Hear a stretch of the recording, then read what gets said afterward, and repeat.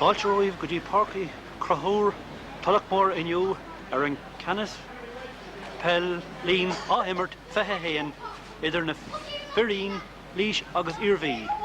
Hello everybody and welcome to O'Connell Park, Tullamore today for the Leinster Under 21 football final replay between the teams of Laois and Westmeath. It's a blustery day here in O'Connell Park. A little more downcast than last Sunday, but by and large conditions are more or less the same. The breeze might be a little stiffer, okay, and could add be a little bit contrary in controlling the ball. But if the same type of football is played as last Sunday, then we're in for another hours enthralling football, and may the best team win on the day. Now, first man we come across our tracks here in Tullamore today, Vice Chairman of the Football Board, Stephen Ennis. Stephen, returned to Tullamore from a great day last Sunday. Are we going to see the same again today? Oh, very much so. And it's great to be here again. We were in hard luck last Sunday, and I've been around a bit during the week and I've met a lot of Laois people, and they reckon that we should have won it, and they think we may have missed the boat. But I wouldn't agree with it. I think we have the lads with the heart. They showed it last Sunday. You were in the thick of things there for the last few minutes with the lads. How are they inside in the dressing rooms? Oh, they're very good. They're out having a kick around at the moment. They were here earlier on. No, I wasn't here. They are. Relaxed mood, yeah. Oh, they are. Yeah. They're in the relaxed mood. Oh, it's a credit to the management and the selectors. The way that team came out last Sunday and played. Because we had a lot of worries about it, and they've proved it, and I've no doubt it'll be repeated. Well, okay, Steve, we'll leave it at that, and hopefully we'll be chatting you afterwards. Oh, let's hope so. Thank you very much. And celebrating too. Stephen Ennis, thank you very much, Steve. Thanks, lad. A great staunch supporter of Westmeath, Martin Fox. How's it going, looking forward to the game today? Yeah, looking forward to it. How do you think the lads are going to do? Are they going to pull it off? Oh, they're going to pull it off. You have great support with you there, I see. Definitely. Were you here last week, you were? I was, yeah. You enjoyed the game? Enjoyed the game immensely, yeah. Can you see any difference in this game today? Will it be any different, do you think? The wind going to play any part? The wind will play a little bit of a part in the alright, but hopefully now, fingers crossed, this week will do it. Very strong in the backs. Mullingar Shamrocks, Brian Gay. The joke of the week. Well, Brian, what do you think? I think we'll do it this time, Ollie. What do you think? No, I'm asking you. I think we'll do it by a pint or two. Young Canning will score the winner. Well, we'll leave it at that, so Brian. Thank you, Ollie. And hope you enjoy it. We'll see you on the way out. Okay.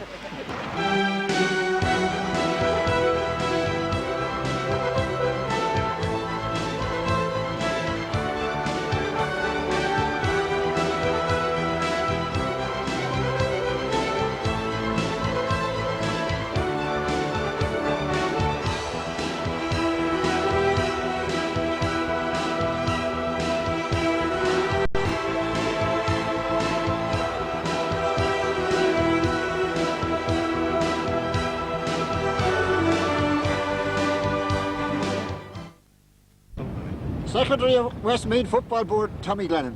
Well, Tommy, you're happy looking today? Well, quite happy and quite relaxed, Ollie, and hopefully we'll get the result we're looking for. And a lot of people would feel probably we left it behind last Sunday, but I wouldn't agree. I think the boys are very upbeat about the game here today, in a very relaxed mood, and I think they'll put in even a better display. This time last week there was a bombshell dropped when you had to putting in two subs. Any bad news today, Tommy? No bad news as yet. Bad news for the two guys who couldn't play last Sunday because the two guys who came in their place have retained their places. That's Micheál Burke and Fergal Wilson. They will start today, and judging by the performance last Sunday, they're quite entitled. They had played very, very well. Laois, Tommy, do you think they've learned anything from their getaway last week? Well, a lot of people said to me during the week, Ollie, that Laois played badly. I don't believe in that. I believe that you play as well as you're let. And of course, if we let them play today, they'll probably play well, but I don't think they will. Of course, naturally enough, we'll have to watch every one of them. They're an exceptionally strong side, a very good side, and naturally enough, they're going to start favourites today. But favourites tag is not a great tag to carry this time of the year. The boys are very relaxed there. Just look at them going out and in there, Tommy. All quietly confident, I suppose. Yeah, well, of course, Luke Dempsey doesn't believe there's such a word in the dictionary as defeat, and he has never lost, or a lot of these boys have never lost a replay, and probably that stands to them. To say that maybe the more experienced team wouldn't be right, because Laois have a couple of All-Irons behind them, and that in itself is some tonic. But the boys are, I think, they're going to create a major upset today. Tommy, hope everything goes well, and good luck to you. Thanks very much, Ollie. Well, on behalf of the selectors, we'll have a quick word from Sean Heaven. Sean, how are things in the camp today? We're very confident. Everybody got over their injury. Shane Daring came through very well. What do you call him? Davy Wilson. Yeah, is motoring very well. And our only problem now is the strong breeze on the day. Very, very strong blowing from the road goals out into the other end. So it depends on who wins the toss. This time last week, I was just saying Tommy Glennie, the bombshell dropped when you discovered you were without one or two of your players. Today, those two players can't get back on it. Yeah, but they're great subs to have. If things don't go very well, we can call on subs, all in very good form today. Everybody is 100% today. Everyone, subs and all subs are in great form. What sort of a game do you expect from Laois today, Sean? I expect them to be driving forward from the half-back line, holding possession and driving forward. And if we can counteract that by getting a quick ball into our forwards, I think we have a very good chance. Well, Sean, all we can say on behalf of all the supporters and everyone out there in their thousands making their way into O'Connor Park is wish you, Luke and the rest of your co-selectors the best of luck today. Thank you. Thank you, Sean. Sean Heaven there.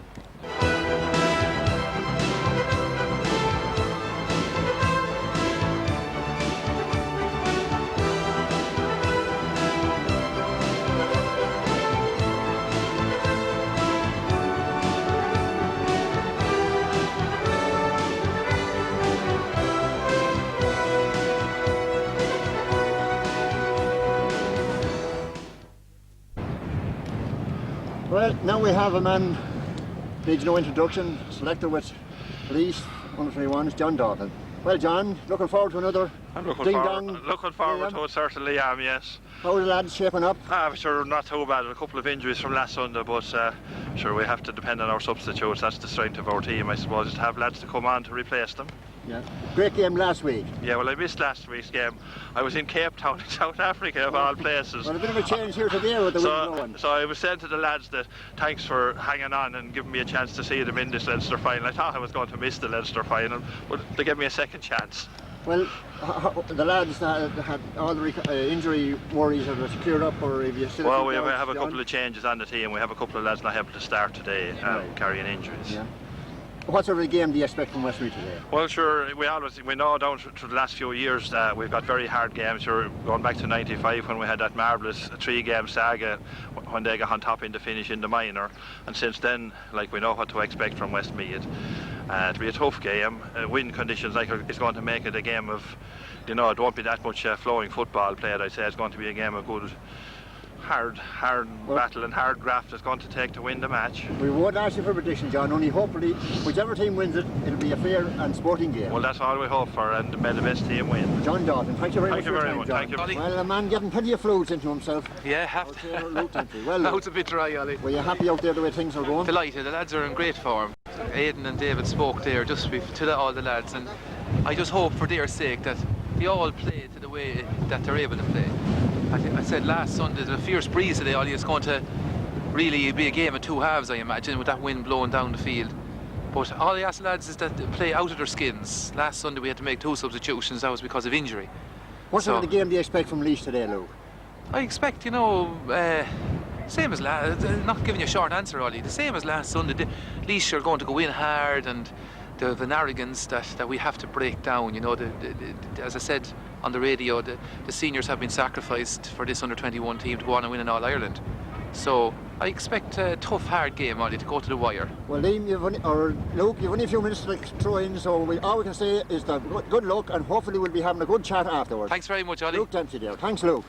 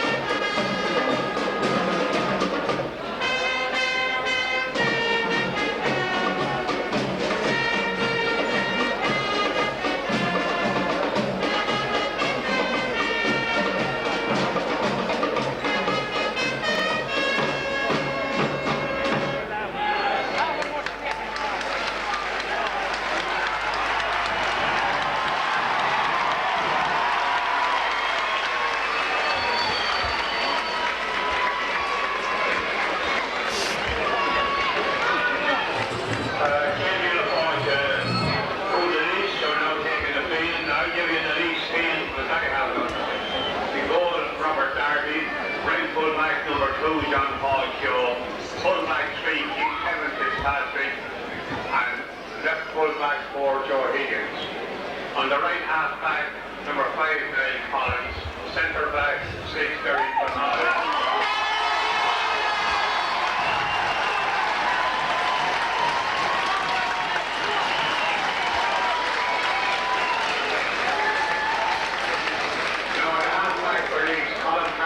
Not playing, he's just been taken by number 19, Paul MacDonald. Centre field, 8, Martin Delaney, 9, Ollie Gallagher. Half forward on the right, 10, Stephen Kelly. Centre forward, Chris Conway. And left half forward, Tom Kelly. On the full forward line, there are 2 changes. On the right, Phoebe MacDonald for field. And he is off, and number 23, in his place, Michael Lamb. On top of the left, instead of Gary Kavanagh, number 18, Johnny I'd like to welcome Westmeath. Well, and their team is as on your programme.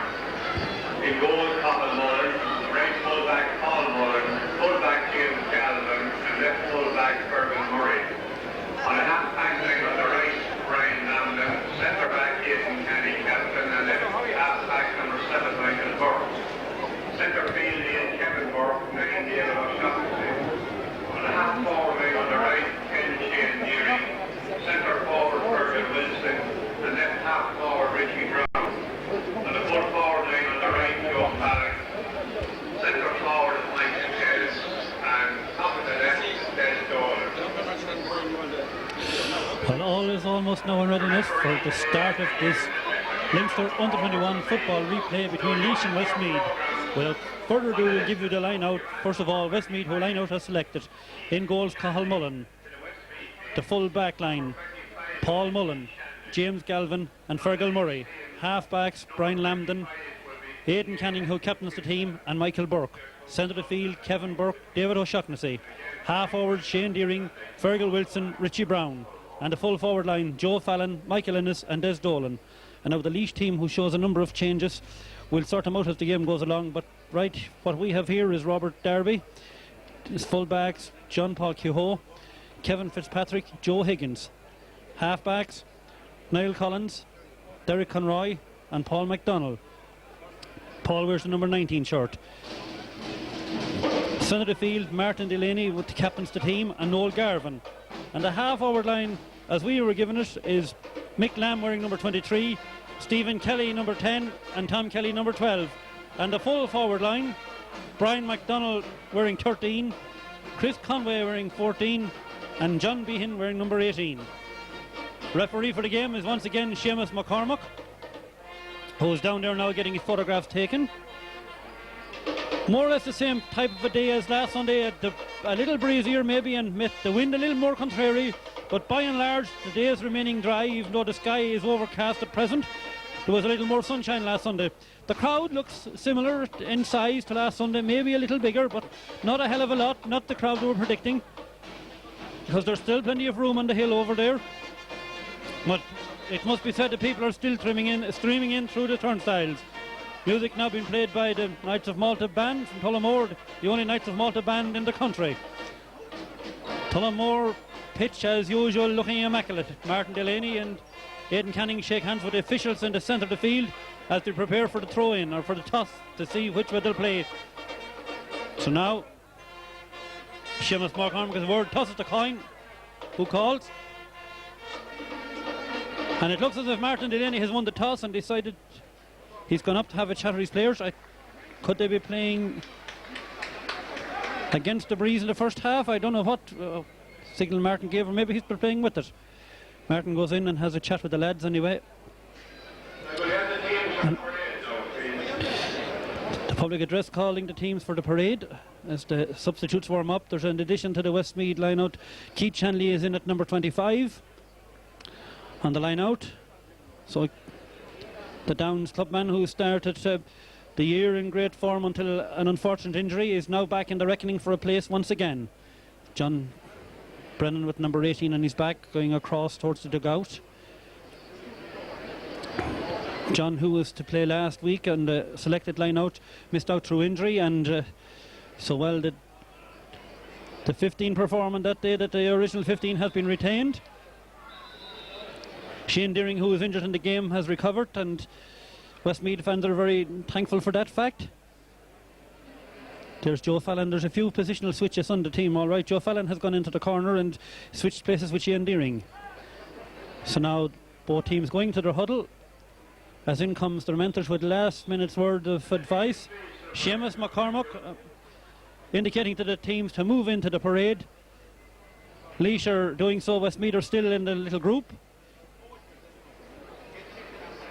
Seamus McCormack winding up his arms as we look, the crowd still streaming down the far side. The stand has been full for quite a few moments now, and the public address has announced people to go down towards the scoreboard end of the field. There's not too many at the far end of the field. There's a good few at this end. Laois move into position, and there is visibly more Laois support here today than there was on last Sunday, which I suppose is understandable considering the Laois senior hurlers were in action last Sunday. They played yesterday, so allows all support to be undivided today as the teams fall into position behind the Tullamore Knights of Malta band. And in a few moments the parade will be underway. Right now they move off in unison, the teams moving off behind them. We'll take a break, but we'll come back with the story of the game.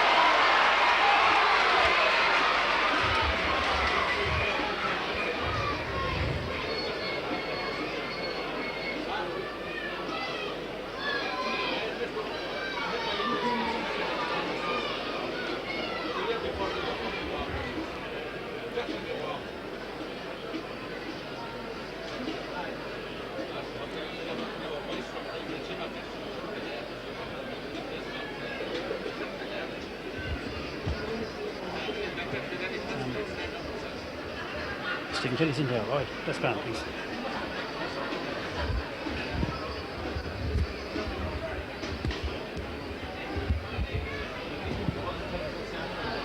I know how we're on to these.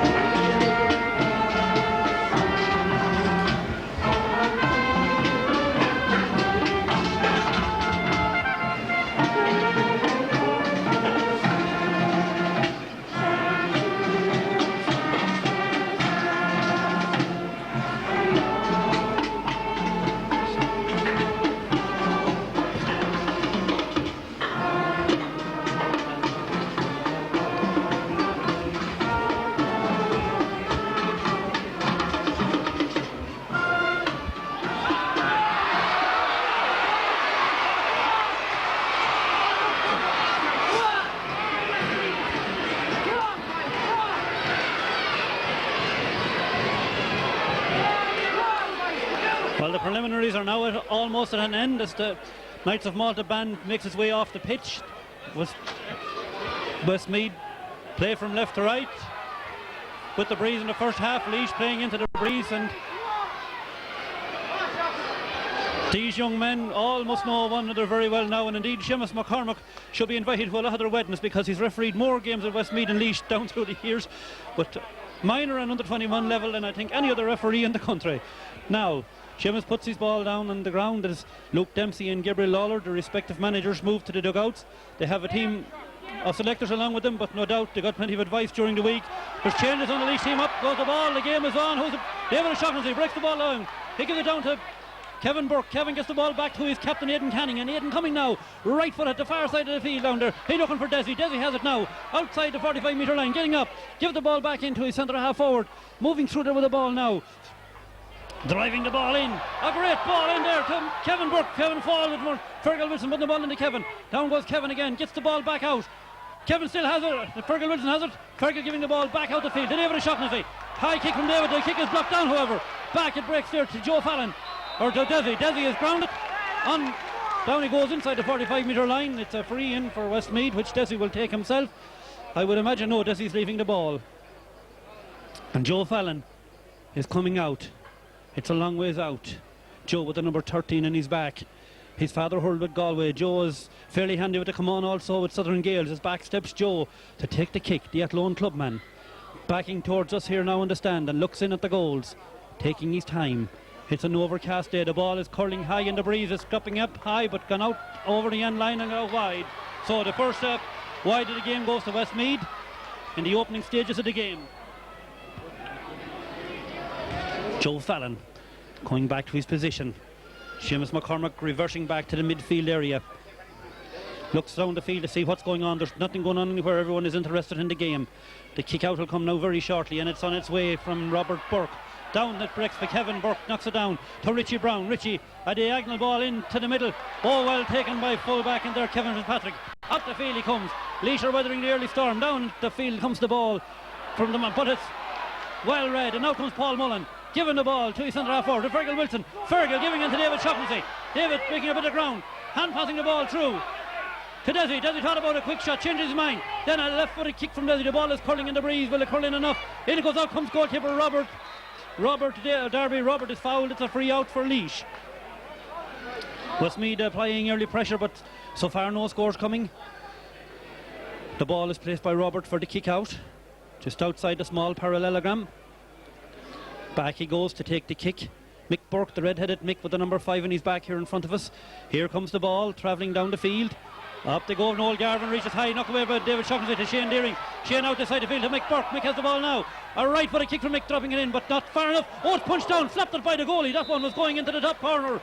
The goalie let it go, and then at the last minute, great reaction, it must be said, but Mick Burke was very near putting Westmeath into a dream start.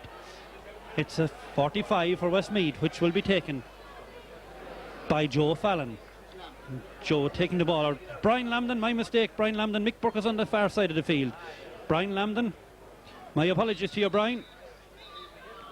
Joe has to go back to the exact line, placing the ball for the kick. Back he steps, taking a good run at it. Now standing stock still. The crowd are still swimming in. Joe drives the ball high. This one looks better up the go, but it's over the bar. And Joe Fallon puts Westmeath into the lead with a point from a 45.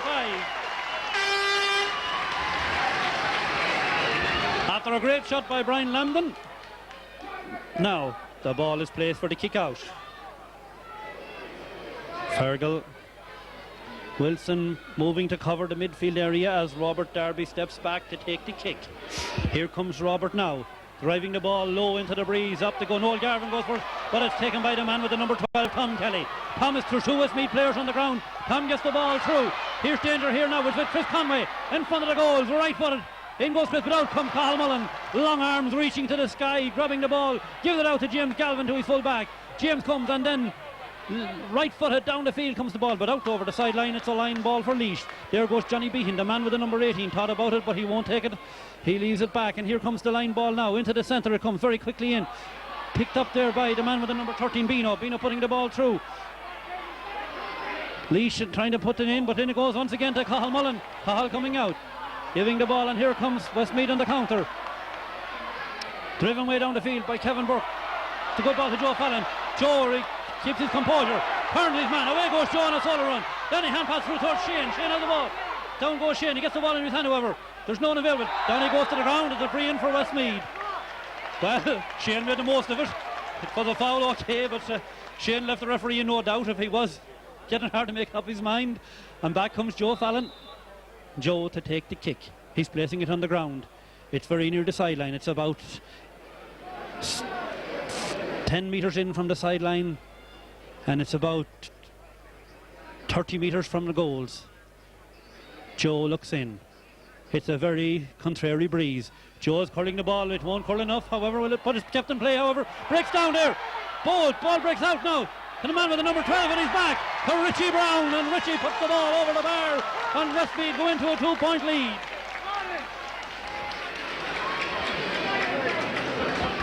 So the game is following a similar pattern to last Sunday. Granted, the breeze may be a bit stronger, but Westmeath would have full use of it. Sometimes it blows straight down the pitch, more times it blows across it. But right now, Westmeath are in the ascendancy. As out comes a good kick. Well, it's not affecting any kick-outs. Taken down on the far side, there's a bit of a schmuzzle out there. There's a free for Laois. Johnny Behan drives it through quickly. He's looking for Stephen Kelly, but James Galvin beats him to the run. Very near the sideline, keeps the ball in play, gets the ball back there. Back to his, and clear down the field. Good clearance by Paul Mullen.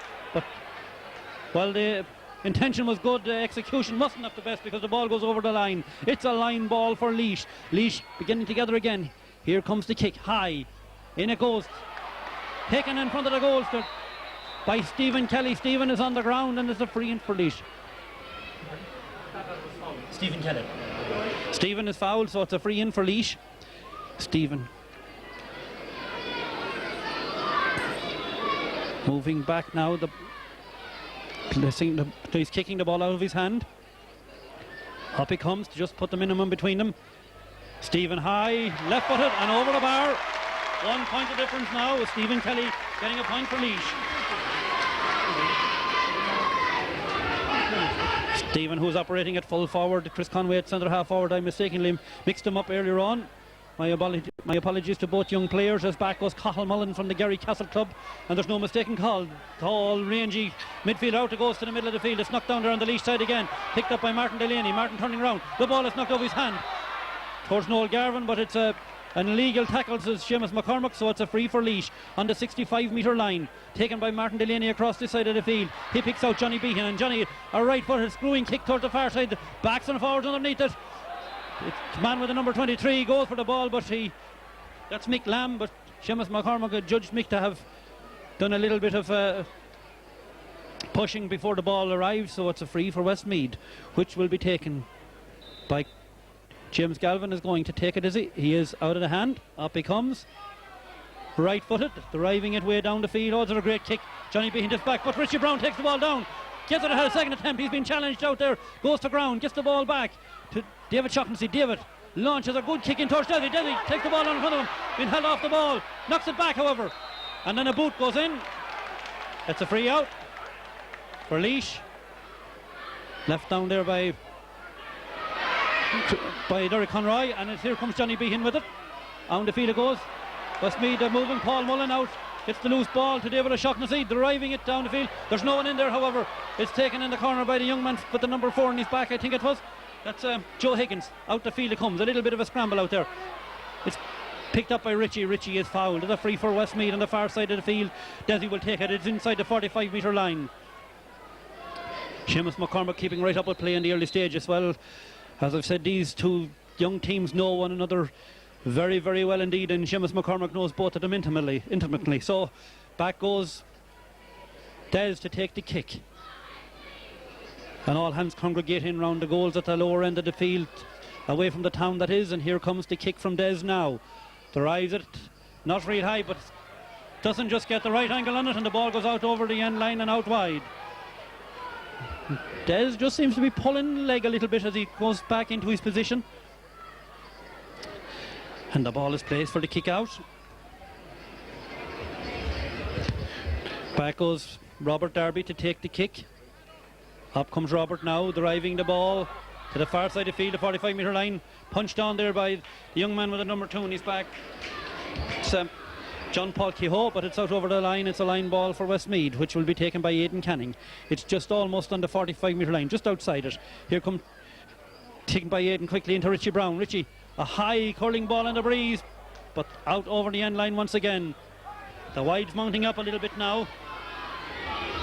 3 for Westmeath, and we've what, 9 minutes or thereabouts gone in the game. Ball placed by Robert Darby for the kick out. Robert taking his time. Back he goes. That's kind of a hush descends on O'Connor Park as Robert drives the ball towards the midfield section once again. Johnny Behan is out there, goes up for it, knocks the ball down. Or not Johnny Behan, but Derek Conroy, the centre half back. He knocks it out over the sideline. It's a line ball for Westmeath, taken very quickly. In it goes to Joe Fallon, gets the ball out to who? Or not, Desi gets the ball out to someone on the far side there. A little bit of a scramble. Westmeath's in, unfortunate to get a free on that occasion. Picked up by Laois and coming again. Here comes Laois and it's Derek Conroy coming, but drops the ball down. But he gets it back to a player. Well read by Brian Lambden. Brian gives it to Richie Brown. Richie coming with it now. Richie gives it to the far side of the field to Paul Mullen, and Paul moving with the ball.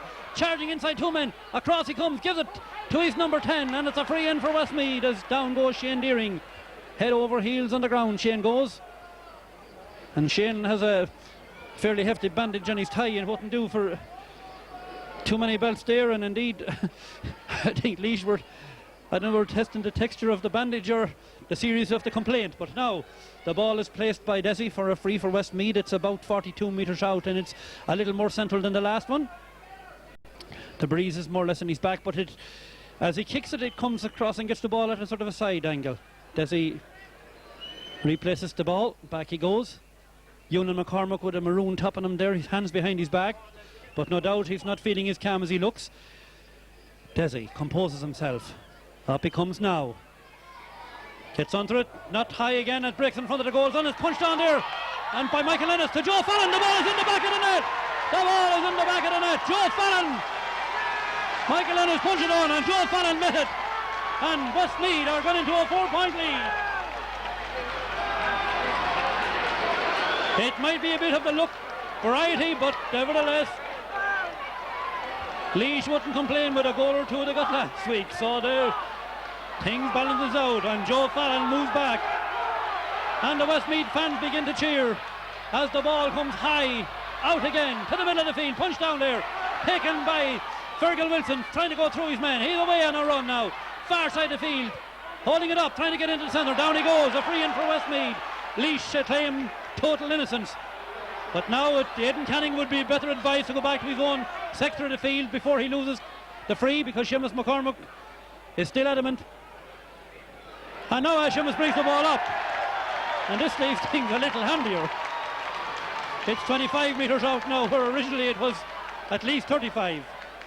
Desi placing the ball for the kick on the edge of the 30-metre semicircle. Seamus ordering someone back. Desi is not getting any rise in a great elevation into his kick, so to speak, but this one is nearer now. He composes himself, and the hill is very well full over there now as Desi's kick comes on its way and over the bar. Des is off the mark. The scoreboard now reads 1 goal and 3 points to 1 point in favour of Westmeath. Aidan Canning coming to pick up Chris Conway, who was down giving his defence a hand. Down to the middle, into the middle goes John Paul Kehoe. He's out on Shane Deering. Here comes the kick. Up they go for it. High reaching right. Noel Garvin up to Martin Delaney, but Martin gets it. Now he gives it to Tom Kelly. Tom, one of the Kelly twins. In it goes to Chris Conway. Chris tipping the ball, or not Chris Conway, the man with the number 13 in his back. It's now with Martin Delaney again. Turning round, tipping it on his toe. Tipping it on his toe again. Trying to curl inside.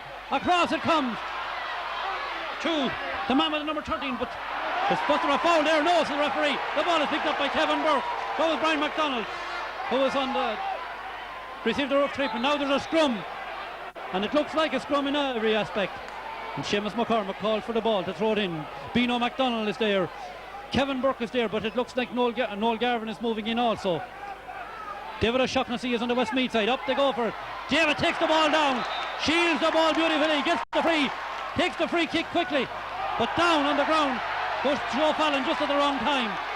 In it goes by Joe Higgins into Johnny Behan. Johnny is fouled at the free for Laois, takes the free quickly. In it goes to Martin Delaney, left in space. Martin looks round and tries to pull away Kevin Burke. He's challenged. It's not Martin Delaney, it's Tom Kelly. Tom is the judge to have been fouled. Westmeath are not too happy with that free, but Laois were equally unhappy with the free a few moments earlier, so everything balanced itself out. Chris Conway to take it. It's on the right hand side of the goals. Stephen Kelly apparently kicks from the left and Chris from the right. Stephen and Tom are twins. There goes the ball. It looks a good one, and it is a good one. It's over the bar. So it's now 1-3 to 2 points. And Chris Conway is on the score sheet. But this game is ebbing and flowing as the one last Sunday. We're now at the halfway point of the first half. 4 points the difference. Ball placed for the kick. Cathal Mullen coming with it. Driving it to the far side. A tremendous kick.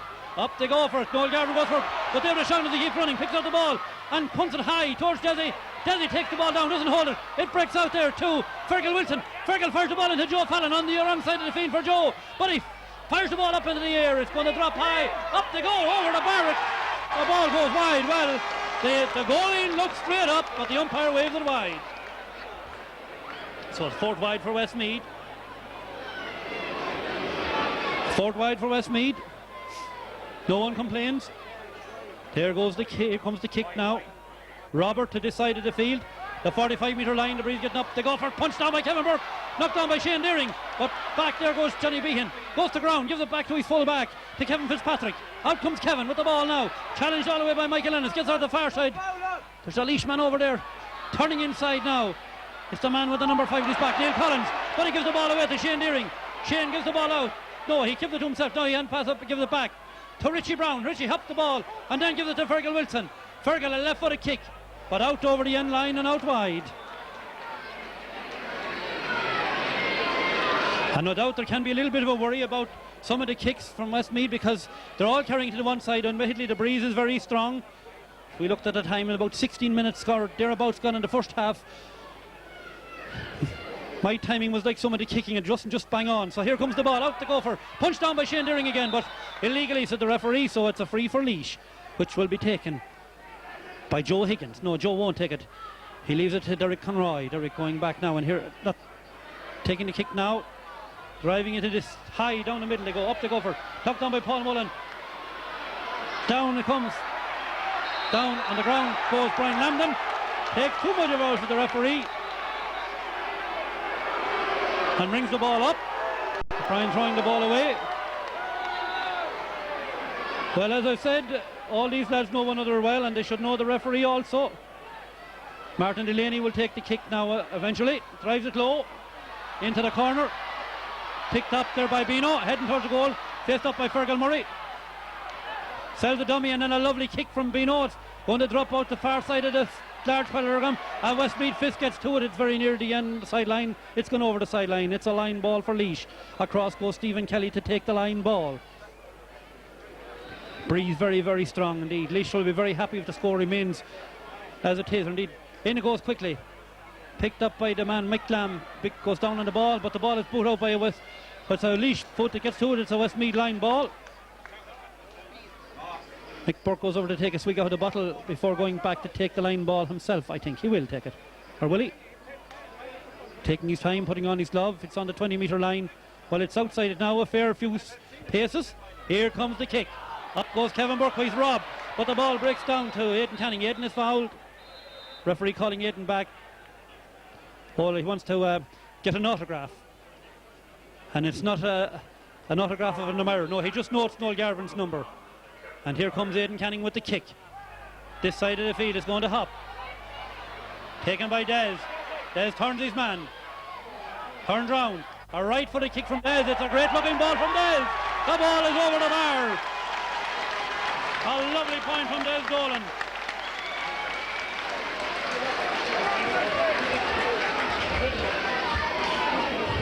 The ball has been placed for the kick out by Robert Darby. Robert stepping back. There's a sort of a mist coming across O'Connor Park, Tullamore now, and it's not the most pleasant. As up they go in the middle of the field. One-handed. Breaks down the Laois side. Down on the ground goes the Laois man. Gets up on the ball. Being challenged and harassed. That's the man with the number 2 in his back, John Paul Kehoe. He gives it back to Joe Higgins. Joe Higgins gives it out to Niall Collins. Niall trying to tip the ball. He tips it. Being challenged by Richie Brown all the way. The ball goes out. Line ball for Westmeath. And there's the commitment that some of these young men are showing has to be seen to be believed. As Richie takes his time. Thought about a quick one. Now he pushes it low. Towards Des on the ground. He's up he gets. With the ball, or not Des, but Joe Fallon. The ball goes down very near the far end of the field. It's out for a 45 for Westmeath. 45 for Westmeath. So this is the second 45 Westmeath have got in the game. The ball kicked back by Joe Fallon. And who's going to take it? Shane Deering is gone running out. But over there is Des. The linesman sticks the flag in the ground, showing Des exactly where it's come from. Des now making a little bit of a divot for himself as the rain blows into his face as he faces up to the ball. That's because he's coming ahead from an angle. And here comes the kick. There's height. Up they go, and there 2 Laoismen reach for it, and it's the big man Noel Garvin who takes it down, kicks it out. Lovely control pass out to his half-back to Neil Collins. Get the return ball. Being challenger, but out comes Derek Conroy. Goes head over heels at the free for Laois. And Derek is not a bit happy. The ball is left to Neil Collins. On his own 45-metre line. And here he comes just outside it now to take the kick. Drives it this side. Up they go. A bit of a Fergal Murray committed himself. And Laois are on the move again with Bino. Shielding the ball.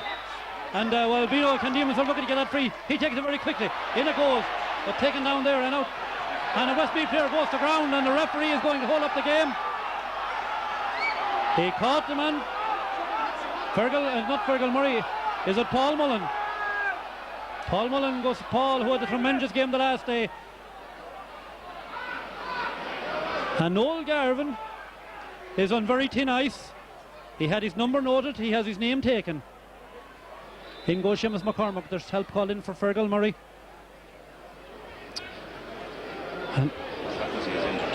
And David Shaughnessy is also in a spot of bother. And it would seem to be an off-the-ball incident because no one have seen it happen. But David is coming back, tough as teak. Last week he shipped a very heavy tackle also. And indeed, for the end of the game,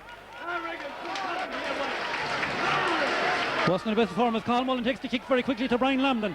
Brian comes and Brian's kick is blocked down, but it goes to Shane Deering, however, outside the 45-metre line. A high ball, let the wind carry it. In it goes towards Joe Higginson, knocked down by Joe Fallon. And what the referee seen there is defies the laws of gravity, as Isaac Newton would say. But the elbow went in, and Seamus was correct. Now, Kevin Fitzpatrick comes to take the kick out. Kevin Fitzpatrick holding the ball. Takes his time. Waits for a teammate to put a boot on. It's Joe Higgins, the man who was offended a few moments ago. Offended against, I should have said. Referee is noting the time. We'll have a look at it too. It's 21:55. Well, it could be 22:55. We'll give or take a minute there or thereabouts. As Kevin stands. And this young man will be a very long time getting ready for his wedding, since it's taken so long to put on a football boot. As Kevin Fitzpatrick looks at him with an amused look on his face. And Seamus McCormack calls for the play on to do, and the boot is suddenly tied as the ball is put back in play. Up they go at the far side of the field. Out over the sideline, it's a line ball for Westmeath. Taken quickly to Aidan Canning on his own 45-metre line, coming in out. And then a long right-footed kick down the middle. Ball breaks behind everyone. Joe Fallon charges after it. It's carrying very near the end line. Kept in play by Joe. Out near the end line and out near the sideline. Turning inside. A good kick across, but he doesn't get the right distance on it. And it was meant for Fergal Wilson, but it comes to Noel Garvin now. Laois on the counter. Here they come. Basketball time. Oh, great tackle in the middle of the field there. And the ball breaks down. Out it comes to Shane Deering. And Shane, a right footed kick from Shane. High and over the bar from Shane. Desi Dolan running on. Kevin Burke moving back. I don't know who carried out the tackle. I suspect it was Desi, but I could be open to question on that one. But Shane Deering puts another point between the sides. The ball is placed for the kick out. 1 goal and 5 to 2 points. Here comes the kick from Robert Darby. Up they go again, taken down there on the Laois side by Neil Collins. Neil coming with it into the centre. A good right footed kick too. He's looking for Bino. Bino challenged there and beaten off it by Fergal to Brian Lambden, back to Fergal. And Fergal driving the ball through the centre. In it goes. Taken down. Down goes Desi from David Chauncey, gives the ball back, and here comes Joe Fallon hurling the ball, a dangerous one up the gopher. Out comes goalkeeper. The ball breaks on the Laois side, however, and it's Terry Conroy getting it out. Here it comes now to John Paul Kehoe. His tackle and robbed there by Shane Deering, and Shane goes to ground. And Shane, well, the old dog for the hard road, he's engineered another free. And Seamus McCormick goes across as Joe Fallon will place the ball where Seamus indicates. It's at an awkward angle again for Joe. Joe stands and looks in at the goals, taking his time. Back comes Joe to take the kick. This is a very experienced Laois team. Right now they're facing the elements and they're facing Joe Fallon. The ball is pulling out over, punched back into play, but it's gone wide, gone wide. So Laois now 158 points, 6 points, and there's another Laois name going into the notebook. Well, it's a number going in. Derek Conroy, I think the name is going in as a matter. And I think what Seamus will do, instead of taking the name a free in, which would be is the proper way to counteract these, because these young men are very experienced. He's going to throw the ball in, and it could be a costly throw. Des is in a bit of trouble. Des is in a little bit of trouble,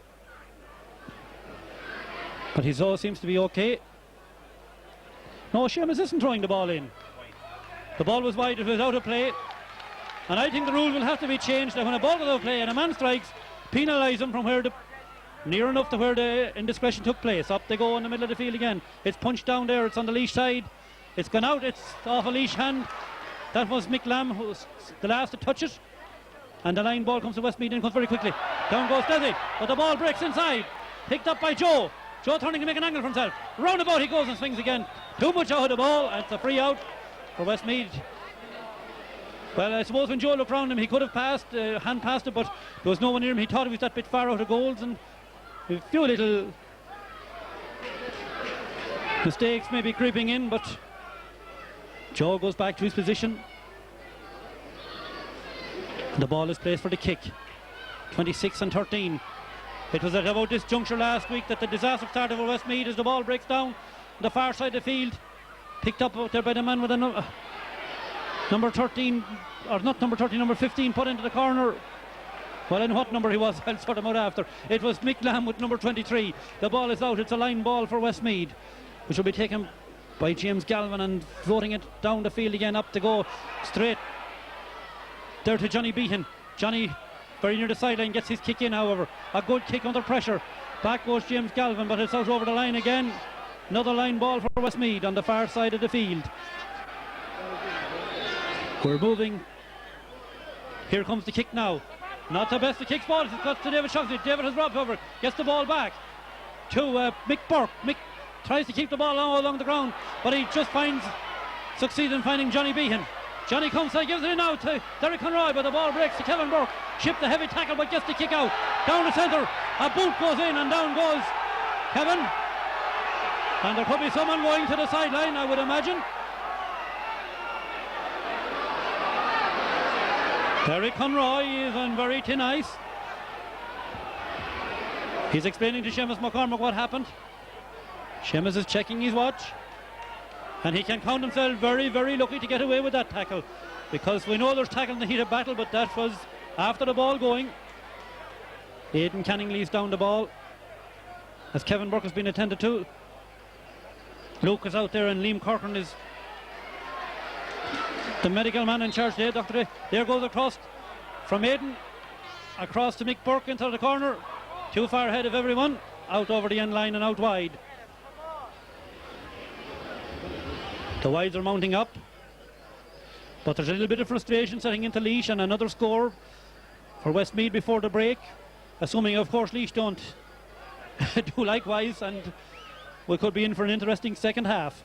The ball is placed for the kick, and here comes Robert Darby with it down the centre. A great kick against the breeze. Up to go. Kevin Burke punches it down.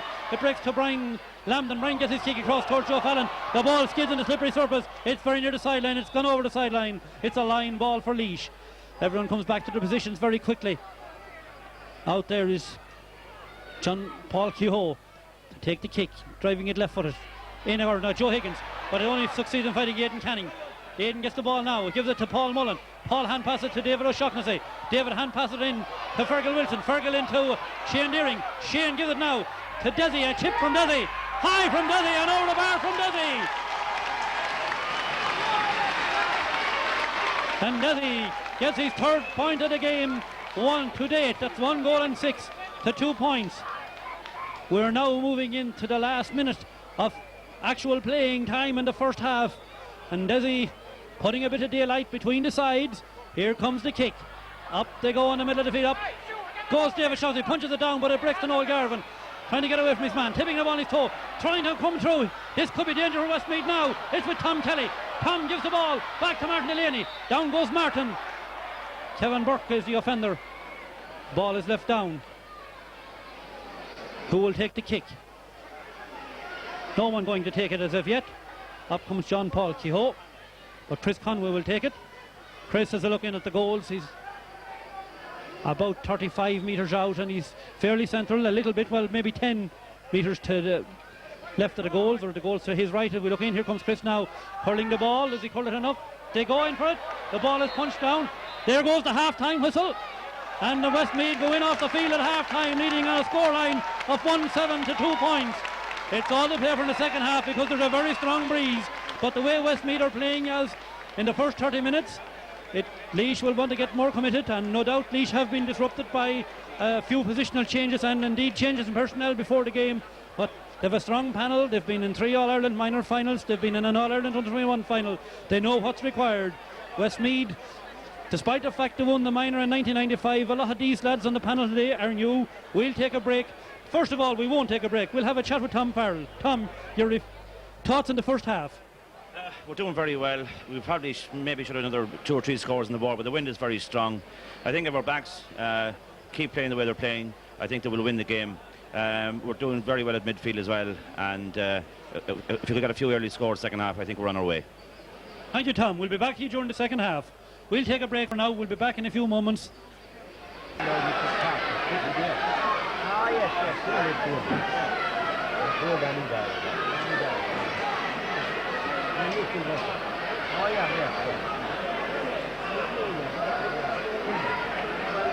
Seventeen is on for Westmeath, lads. 17. David Kilmartin is on.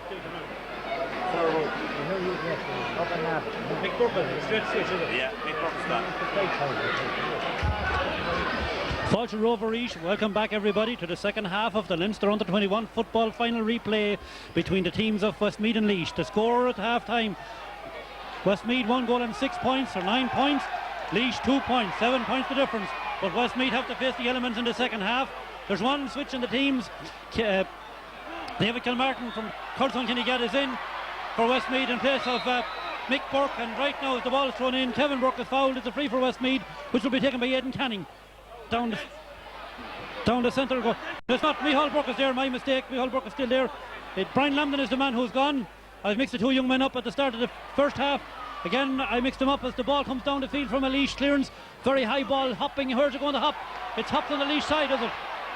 Ball is over the sideline. It's a line ball for Westmeath. Looking to get the break. That's on that occasion. Back goes Fergal Murray to take the kick. So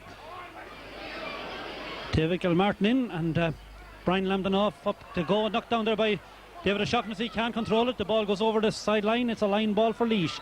Early stages of the second half. Laois with wind and rain in their backs. Up goes the ball. 2 Westmeath men go first. So it's taken down by one, but it's picked up on the far side.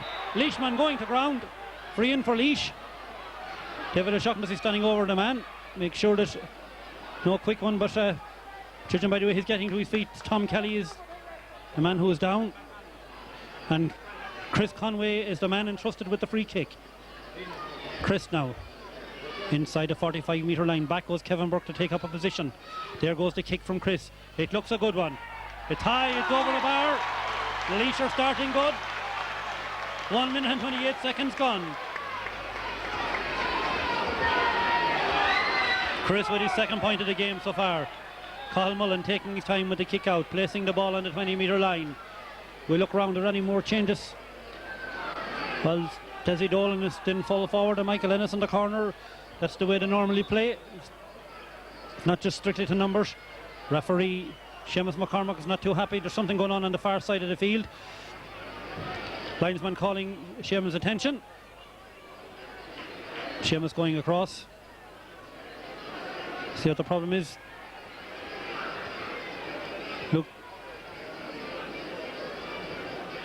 Luke Dempsey said something and Seamus notes it in his notebook. Back he comes out for the kick. Back goes Cathal Mullen. Take the kick. Seamus restarts the watch. Here comes the kick from Cathal. The ball is on its way towards the 65-metre line. Up they go for Noel Garvin, punches it down. Ball right on the far side of the field. Out there goes Tom Kelly. Picks it up, chased up by David Gilmartin. David, despite he gets ball at dinner here, out comes Cathal Mullen. Takes the ball. Outside he comes. Been held up. Kicks it out low to David Shaughnessy. David out the far side of the field. Fergal Murray. Fergal down further. Gives it to Fergal Wilson. Fergal to Fergal. Fergal Wilson goes on a smaller run and loses the ball. A little bit of inexperience there. Johnny Behan. Kick well blocked down by Fergal. Picked up by Leishman, but they're a free in for Laois. It's 55 metres out.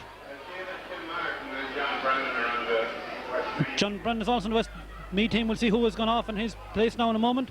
John Brennan wearing number 18, David Gilmartin number 17. So there's another Westmeath man gone. Here comes the kick. Chris firing the ball in high. Another good looking ball. Up they go and a punch over the bar. Laois now within 5 points of Westmeath. Within less than 3.5 minutes. And that ball was way out the field. There's a Westmeath player in a little bit of trouble down there. But Laois are creeping ever closer now. 1-6 to 4 points. 9 points to 4, 5 points of difference. And there's a Westmeath player in trouble. And Westmeath have used up 2 substitutes already. Well, Kevin Burke is there. Richie Brown is there. Fergal Wilson is there. Michael Ennis. Desi Dolan. Joe Fallon.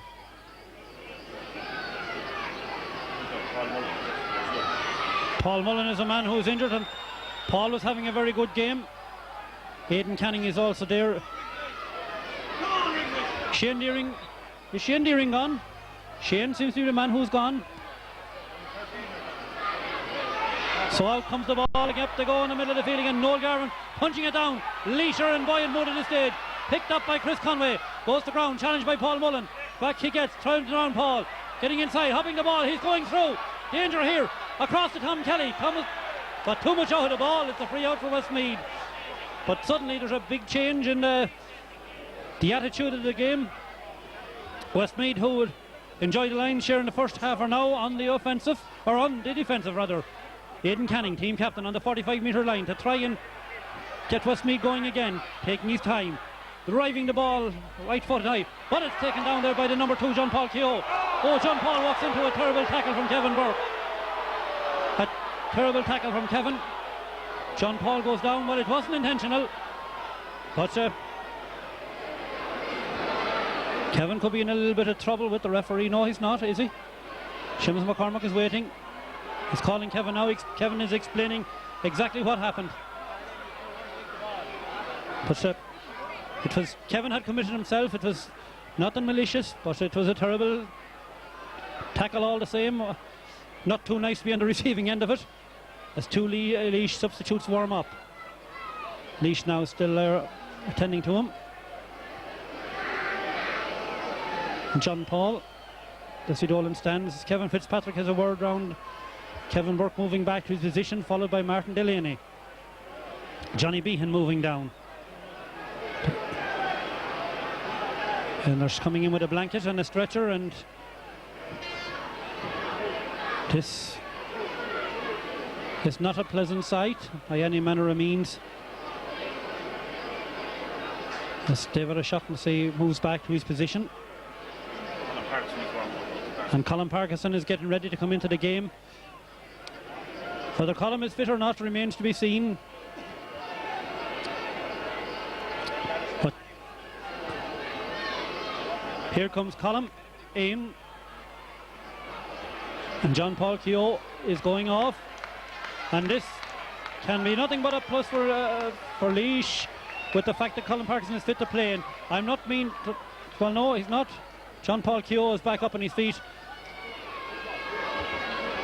John Paul is okay, seemingly.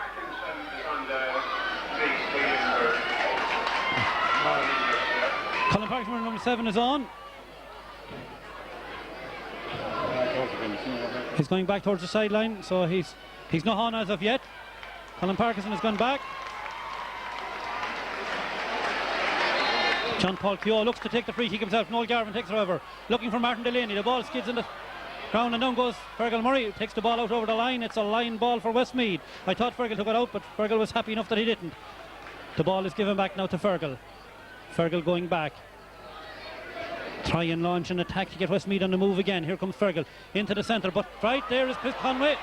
And it's all Laois at the moment. Ball breaks through and Fergal takes up the ball. Fergal is fouled. Free for Westmeath. Fergal takes it very quickly. Richie Brown makes himself available outside his own 45-metre line. He might be a half hour, but turns into the centre. A good ball into David Kilmartin. Oh, the ball is taken out of David's hand. A good hard heavy shoulder there, and David drops the ball. Back comes Chris Conway. Now it's with Bino. Out the far side. Ball is knocked down, however. Here comes Westmeath again in the form of Richie Brown. Richie goes to ground. Oh, bad pass, but Fergal Murray was behind, covering up. Gets the ball, driving in the far side for two Laois men. It's taken down by Chris Conway again, operating up the field, driving it into the centre. Danger here. In front of the goal, hooked out a little bit. Hoofed out, Martin Delaney chips it up. The ball skids away from him. Down goes, it's out towards Bino. Bino's challenged there by Aidan Canning. He keeps the ball. He doesn't keep the ball in play. It's a line ball for Laois. And over goes Chris Conway to take the line kick. Linesman standing just inside the 20-metre line. Chris making an angle. Here he comes with the kick now. Across it comes. A good looking ball. High and over the bar. 3 points the difference. As Laois claw their way back into this game. And when one looks at the score sheet and looks at the wides, Westmeath a 1, 2, 3, 4, 5, 6, 7 wides, and Laois have not recorded a wide as of yet. Here comes the kick from Cahill. Out to the 65-metre line. Up they go for it. Ducked down on the Westmeath side. Down goes Aidan Canning. Chris Conway gets the ball in a bit. Picked up by Kevin Burke. Kevin goes to ground. Kevin has been held up way on to the referee, and Kevin gets his boot to the ball. But who's out there? Only John Paul Keogh. Picks it up. Faced up by Michael Ennis. Tries to round Michael. Goes to ground. Chairs back Michael. Gives him back. It's a line ball for Laois. And John Paul Keogh will take the line ball. A lot of pressure on Westmeath now, and over there goes Seamus McCormack. Seamus has a word with someone out on the sideline. I think it's Luke Dempsey. He's telling Luke to go back to the dugout. Ewan McCormack is in close proximity too. But it doesn't alter the fact. Here comes Laois now, putting Erling on the pressure. Up comes Chris with the kick. Right-footed, driving it in. Pick there now. Kicked high. Great looking ball. The ball is over the bar by Tom Kelly. Tom Kelly, 2 points the difference. And suddenly, Laois are within striking distance. All in the space of 10 minutes and 37 seconds. Cahill takes the kick out very quickly. Out to Fergal Murray. He doesn't control the ball. He loses out. Bino's there. Bino goes down. And then Fergal is adjudged a foul. Bino thought about a quick one. but over goes Chris Conway. This to put a point between the team. And it's unbelievable, the collapse, because it's not only elements, but the collapse of Westmeath in the space while they were made first. 2 changes at the half time as Chris drives the ball high over the bar. And Laois are showing just why they've won 2 All-Ireland minor titles, 3 Leinster minor titles and 1 Leinster and 1 title. It's not for nothing. Now the gauntlet is thrown down, and can Westmeath rise their game? We have to wait and see. The ball is placed. It's not passing the midfield area. Here comes Cathal Mullen with the kick. Up they go again on the 65-metre line. Noel Garvin one-handed, but this time it's Richie Brown. Takes the ball down, gives it to John Brennan. John pass goes astray, and down goes Aidan Canning, and out comes the boot. And it's Mick Lamb. And Mick was in the wars earlier on. His number was noted, so this time his name is going into it. But it has to be said that Westmeath brought that on themselves, a loose pass. John Brennan not just looking up to see where his man was, and put his captain in trouble. And Westmeath have already 2 substitutes in. 2 came in at half time.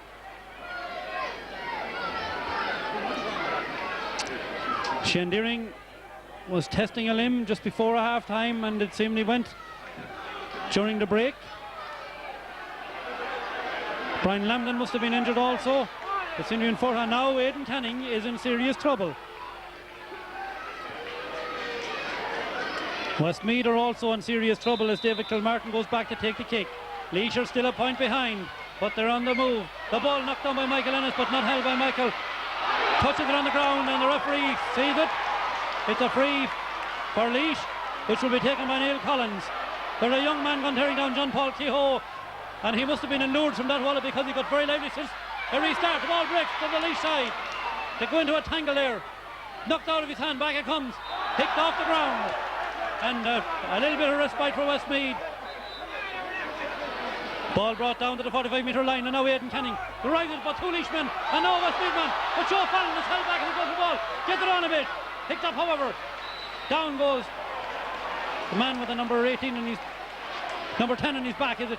No, number 19 on his back. The man with the number 19 puts the ball down the field. Laois on the move again from Martin Delaney. In it close to the corner.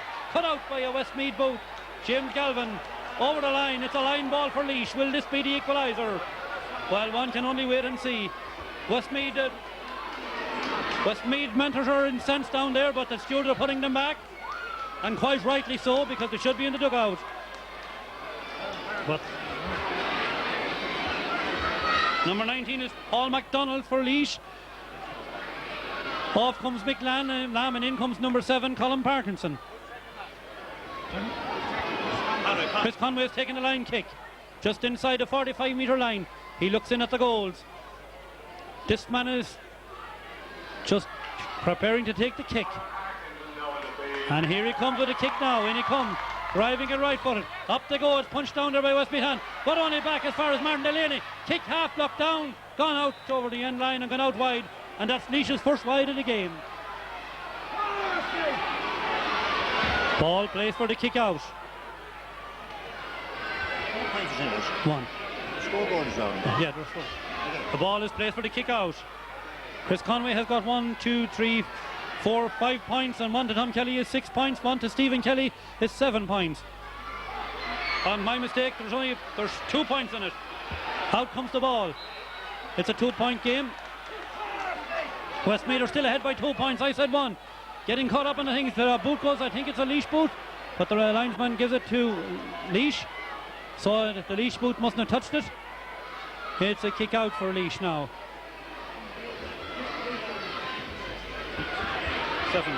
7 points. In it goes. A dangerous ball here. Breaks, but Fergal Murray covering again. Coming with the ball. Giving it out to James Galvin. James challenge. Gets it out the far side of the field. Out there to John Brennan, very near the line. Out over the line. It's a line ball for Laois. Well, it's 6 to 7 points. I got mixed up. There's 2 points of difference, but Chris Conway will be hoping to miss this one. 1-6-8 if he scores it. He's coming with the kick now. Up he comes. Drives it high. It's on its way. It's looking good. It's over the bar.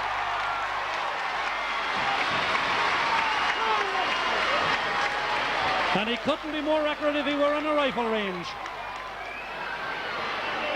Cathal Mullen coming with the kick. 1 point of difference. 16 minutes and 18 seconds gone. And Westmeath, not alone have they not threatened the Laois goals, they've only had the ball 3 times in the Laois half in this second half. Here comes the kick. Down the field it goes from Cathal Mullen. Up in the middle of the field they go. High fielding out. Well caught by Johnny Behan. Goes to ground. Getting up at the ball. Turning back. Bulldozing his way, and he's very lucky to get the free. Because Westmeath were penalised in a similar position earlier in the game. However, the referee has to make up his mind at the spur of the moment. Chris Conway, in it goes, and in the ball. Down it goes, high from Noel Garvin, but out over the end line and out wide, and that was easier to score than kick wide, Noel. 2 wides now for Laois. As the ball is placed for the kick out. Just 1 point of difference. I was saying all along 1 was 1 now. Back goes Cathal to take the kick. 17 minutes and 19 seconds. Out it comes toward the middle of the field. Up to go for the ball is knocked down on the Laois side. But out comes Kevin Burke. Kevin is fouled in the 45-metre line. Going to ground. And I don't think Kevin is as badly injured as he makes out, because Kevin looked up before he parted with the ball. And in come the Westmeath mentors. Have a look at Kevin. But Kevin is getting to his feet now. Seamus McCormack urging him to do so. He's taking his time. It's on the 45-metre line. Free for Westmeath. David Shaughnessy moving in. Aidan Canning directing operations. Up gets Kevin. Chindry to his feet and now walks back to his position. Aidan Canning with the kick. Where will this one go? In it goes. There's a Leishman back loose, and it's straight to him. He drops the ball, however, picks it up at a second attempt. He's been challenging there. That's the man with the number 19 shirt. That's Paul McDonald. Gives it out to Joe Higgins. Down the field, Joe's put down. Free for Westmeath. A tackle from behind. The referee Seamus taken quickly by David Shaughnessy in towards Joe Fallon. Flicked on. It's going towards Delvey. Down goes Delvey for the ball. Rounding his man now. Heading toward the goal. He's hauled to the ground. It's a free in for Westmeath. First free of the second half, and there's a Laois name going into the notebook. Out comes the young man to give his name to referee. It's the man with the number 3, Kevin Fitzpatrick. And this is Westmeath's first real attack in the second half, and as he was hauled as he headed for goals. Now Seamus McCormack standing, indicating where the free will be taken from. The thing about it is, will Desi be fully recovered to take the free kick? Across comes Fergal Wilson. So Fergal gives it to Desi. Desi's okay. He's placing the ball. This is a crucial kick. This is the one that could mean the difference between victory and defeat. It could help to slow the rot, so to speak, and it could also sow the doubts in Laois's mind. It's over the bar. Desi's fourth, and now there's 2 points of difference again, and the Westmeath fans get something to celebrate about. Richie Brown falls to the ground, but just a slip. Neil Collins to indicate that he didn't know anything. Now this is Robert. First kick in the second half. Robert Darby down the field. Up to go. High feeding by the man with number 7. Colin Parsons, but the ball knocked away from him. And Westmeath are coming now. John Brennan putting the ball through. In it goes to Desi again. Taking the ball his toe. Drops the ball. Picks it off the ground. Picks it off the ground. Frustration sets in. There's a Westmeath player on the ground off to have to go back. Kevin Burke is down off the ball. Well, we'll go back to see what happened here. It's Kevin. Kevin seems to be in a bit of trouble.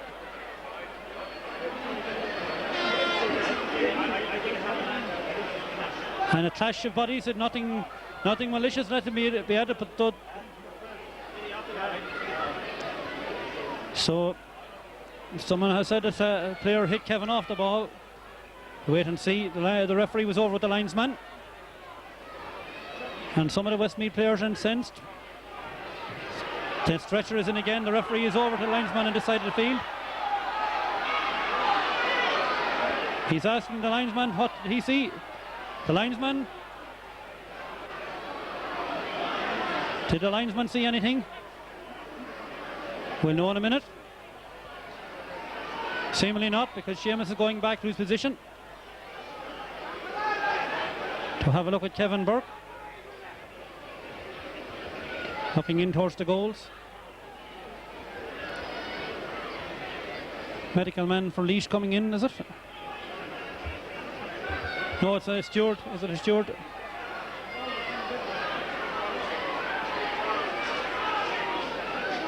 And Kevin. And Westmeath are bringing in a third substitute now. Barry Conroy from the Downs is on the field. In comes Barry. And Westmeath have their last throw of the dice. Where is Barry going to? Barry is taking up the position at the midfield area. And now, Seamus is going back in. He's going back to indicate where the foul is committed. Puts the notebook back in, and now they're a bit of running all around the field. So, here comes the kick. Up they go for it. It breaks to Aidan Canning. Aidan gets the ball across the far side of the field. He's looking for Barry, son of Seamus. And Barry has the ball. He's the same build as the father. He hops the ball now and tries to head through. Takes a bit too much out of it. Picks up the ball and loses it, but takes too much out of it. A little bit of inexperience. Colin Parkinson, who is not inexperienced, gets in there, gets his free, and does a bit of a doddery there on the Westmeath half, but Aidan Canning is covering again. Fergal Murray makes himself available, but it's given out towards Mick Burke. Mick is on the ground. It's a free for Westmeath. Westmeath beginning to weather the storm a little bit. To take the free kick now. Here he comes with a kick. He won't kick it. He'll lose the free if he's not careful. He doesn't know what to do with it. And here comes the kick now from Fergal Murray. And Fergal drives it over to the sideline. Up goes David Shaughnessy, but the ball is out off David. It's a line ball for Laois. Here comes the kick. Very quickly taken. Up they go for. Here come Laois on a move now. It's Bino, left footer from Bino on high, dropping very near the end line. And a Westmeath hand gets to it. And I don't think, Mick, you need to go for that ball. It seems to be dropping. But however, it's very easy to speak from up here. For Sean Barnes, Castletown, they go to the committee room, the Sean Barnes, Castletown. This goal needs to be in the committee room. A 45-metre kick for Laois. Linesman in indicating where the line ball will be taken, or the 45 will be taken from. Standing there. Back he goes now to take the kick.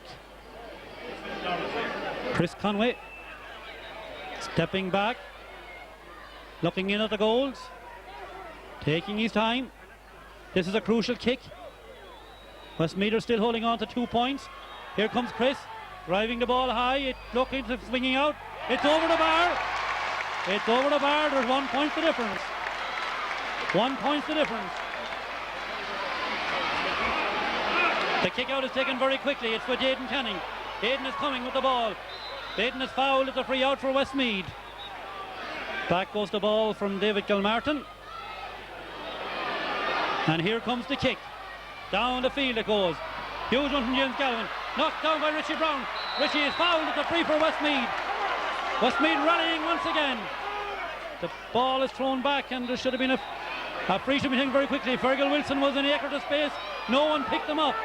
Now Fergal still calls for, but the ball isn't going to go to him. It's dropping in until Laois are there in numbers. Good challenge in there, but Laois are coming out now, giving the ball out. A free loose fist as the referee. Paul McDonald goes to ground. Is he indicating where it will be taken from? Case Seamus doesn't know. Out comes the ball. Up they go in the middle of the field again.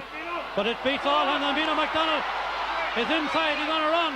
Bino is still going. Hopping the ball ahead of him. Down goes James Galvin. But it's picked up there and out comes Aidan Canning, being bottled up, gets the ball back, out it comes on the Laois side, and a Westmeath boot reaches it, but only as far as Noel Garvin. Noel fires it across this side of the field, danger here, the ball is hopping, picked up by John Brennan in front of his own goals. What will he do with it? He hops in front of the goal and loses it, but James Galvin power recovers, gets it out to Fergal. Fergal goes to ground at the free out for Westmeath, and John Brennan almost presented Laois with a gilt-edged opportunity. We look at the watch, 26 minutes and 24 seconds, Westmeath hanging on for dear life, 1 point of difference, 1-7 to 9 points.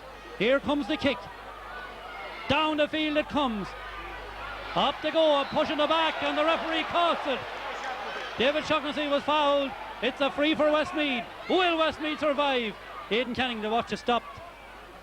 Johnny Behan is on the ground. Johnny hurt himself in that challenge and is penalised for his efforts, but both sides are down. There's had to be a lot of substitutions, and most of the substitutions are due to injury on the Westmeath side. Shane Deering and Brian Lambden, both very influential players, but the young men who come in are acquitting themselves quite well. Here comes the kick. Oh, it's not a great one, mate. It was intended for Paul Mullen. Paul got it all right, but he throws. John Brennan loses control of the ball again. Now it comes back to him by David Gilmartin. A big high ball in towards the corner, very near the sideline, out over the sideline, and nothing is going right for John at this juncture of the game. It's a line ball for Laois, which John Paul Kehoe will take. John Paul moving back. Here he comes with a kick now, driving it down the field. Up they go, very near the sideline, and it's off. It's off a Laois boot. It's a line ball for Westmeath. 27-51. Fergal Murray is there. There will be injury time. How much? One has to wait and see. Fergal is taking his time. Fergal is one of the experienced men on the field. Sean Barron is still required urgently at the committee. Sean Barron hasn't come game. Well, I would think that name, it would be a Castletown-Geoghegan name. It says Castletown and Laois that they're looking for. To call Castletown-Geoghegan the second time, but it's Sean Barron. The ball is placed for the kick. Here comes Fergal now. Drives it, keeps it in field. Up they go for a punch down there by Noel Garvin. Who has it? It's a Westmeath man that has Michael Ennis. Michael is on the ground inside the 45-metre line. And this one.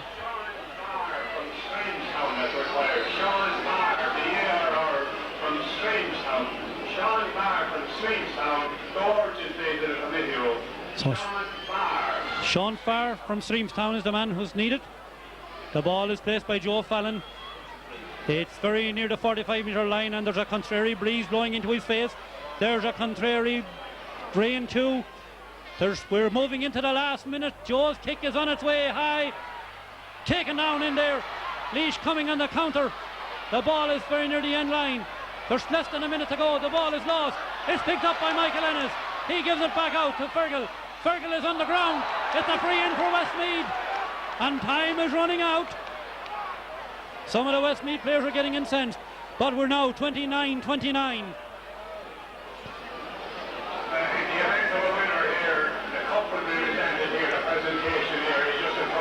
Well, the presentation area will shortly be cleared, but it's still anyone's game. There's a Laois substitute coming in, I think. A Laois substitute coming in. There is. The game is the man with the number 24 in his back. Number 24. Brian Fitzpatrick of Port Laois is on the team. Brian Fitzpatrick is in. Joe Fallon is with the ball in his hand. We are now 9 seconds into injury time. Joe is placing the ball for the kick. Could this be a historic day for Westmeath as Luke and his backroom men stand over there? The tension is unbearable, but Luke is still looking in at the goals. Relaxed. As Joe Fallon comes up to kick the ball high and kick it over the bar, and Westmeath look to be on their way. We are now 39 seconds into injury time. And you can make that 1-2 for the young man from Athlone. Robert Darby with the kick out. Now We're down to the wire, as the saying goes. The crowd are getting on their toes. There's terrible excitement in O'Connor Park. Richie Brown, who ran his heart out, is moving in again. Up they go for it. Michael Ennis knocks it down to Fergal Wilson, but it's picked up by Derek Conroy, who had a very quiet game today. Back it comes to Neil Collins. Neil is fouled. Keep it down, said the Westmeath lad. There's running all around the field. Here comes the kick. Danger now. This is the one that has to be defended. Laois know it, Westmeath know it. Paul Mullen knows it, he gets it out a bit, but it's picked up by Chris Conway. He fires it across. There's a Laoisman on his own in front of the goals. Up they go for it. David knocked down on the Laois side. Westmeath has it. It's Mickey Burke. He gives it out to David Kilmartin. David is knocked off the ball. Laois are still coming. Laois know they have to get a goal now. Like a wounded animal, they can be very dangerous. It's with Colin Parkinson, kept out by James Galvin. A huge kick across. There's 3 Laois men and 2 Westmeath men. It's knocked down 1 Laois man to another. Here comes Martin Delaney. Gives it back out to Neil Collins. Firing the ball high. Firing it over the bar. 32 minutes and 2 seconds. 32 minutes and 2 seconds. As Cathal Mullen places the ball, Seamus McCormick looks at the watch. The Westmeath crowd are roaring. Out goes the cameraman. Seamus indicates there's still time. Here comes Cathal with the kick. The ball goes to the middle of the field. Down to Richie Brown. Richie is fouled. It's as good as a point at this stage. Seamus moves up the field. Aidan Canning to take the kick. Now Aidan, you'll be as wise to kick it. In a moment you could be going for the cup if you don't delay time. Here he comes. Seamus looks at the watch. It's still in play. In it goes to Desi. Desi has the ball. Desi has been pulled round the place. He gets up. He's been still harassed and tackled. There's still time left.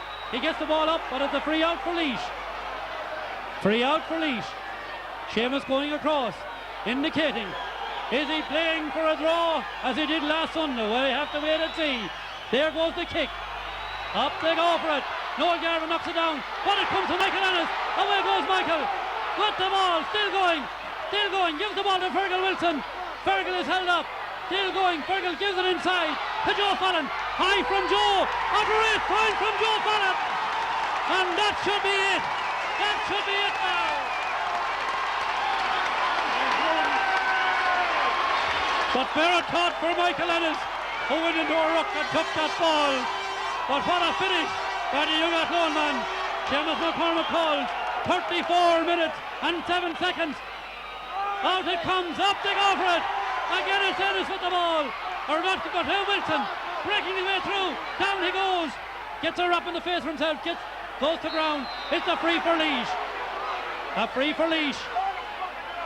In goes Seamus McCormick. Pulling the ball out.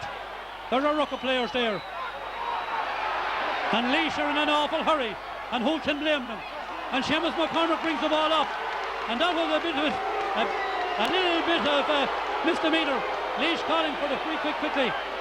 Seamus, there goes the kick now from Neil Collins. Danger hit the gopher. 2 Westmeath men, but it's punched down. And here comes Denny with the ball. There goes the full time whistle. There's time for no more. Westmeath are the 1999 under 21 Leinster football champions. We go into the new millennium with the tag Leinster champions at any rate. In comes the supporters. While Luke Dempsey, everyone told him how to pick the team. He stood firm, and as the gospel according to Luke was vindicated. We'll take a break. We'll be back for the celebration as Ollie Gallagher prepares to go down to get a shot.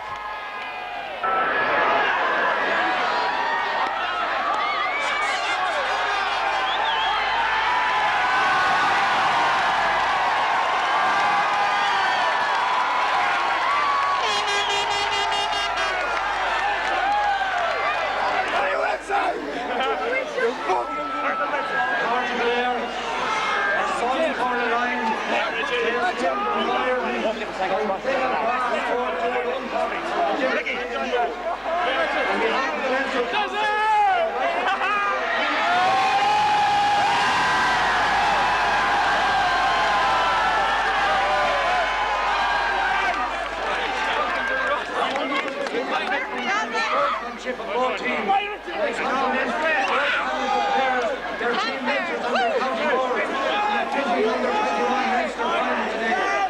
Particularly congratulations to Westmeath on winning their first title.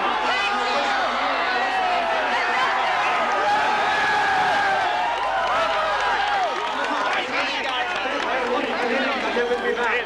I'd like to thank Seamus for the county board and the Tullamore Club for having everything in such good shape. Today is Westmeath's day, and we will rejoice with you.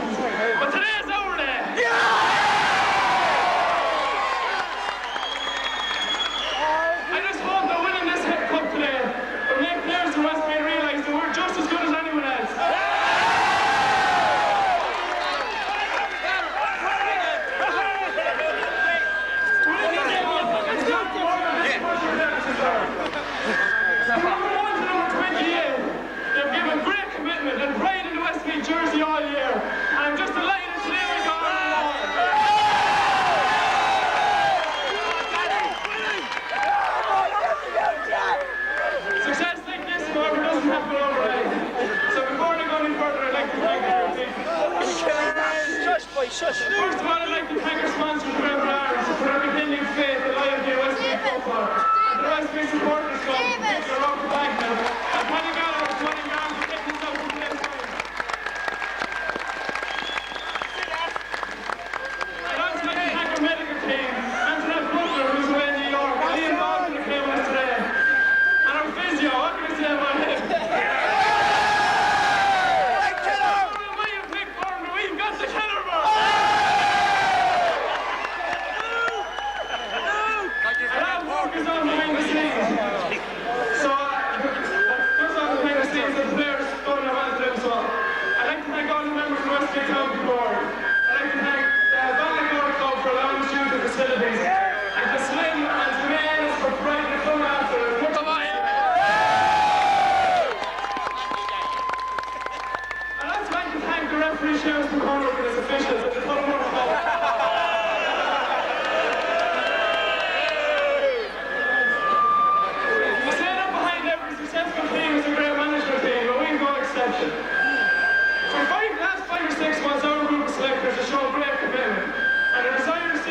Football at the top, we've got Leinster and Ireland. That's an obvious from day one.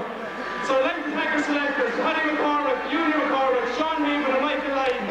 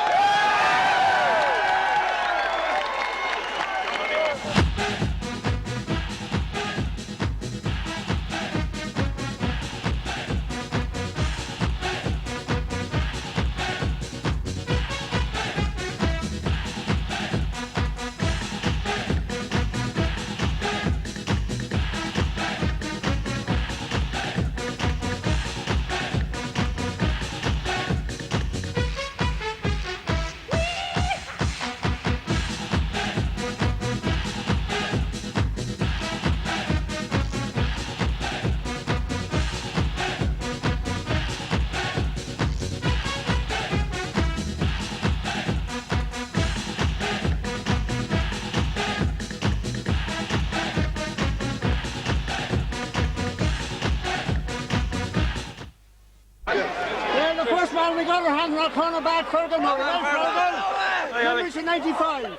Oh yeah, very happy now, very happy. Words can't describe how happy I am now. It shook shaky there after half-time. Did you think things were going to happen? Well, it was going to be an uphill battle all the way, you know, playing against into that strong wind, but we battled hard and we pulled through in the end. Well, look, good luck, Fergal. Let's get home to celebration. Okay, thanks very much, Alice. Richie Brown, well, Richie.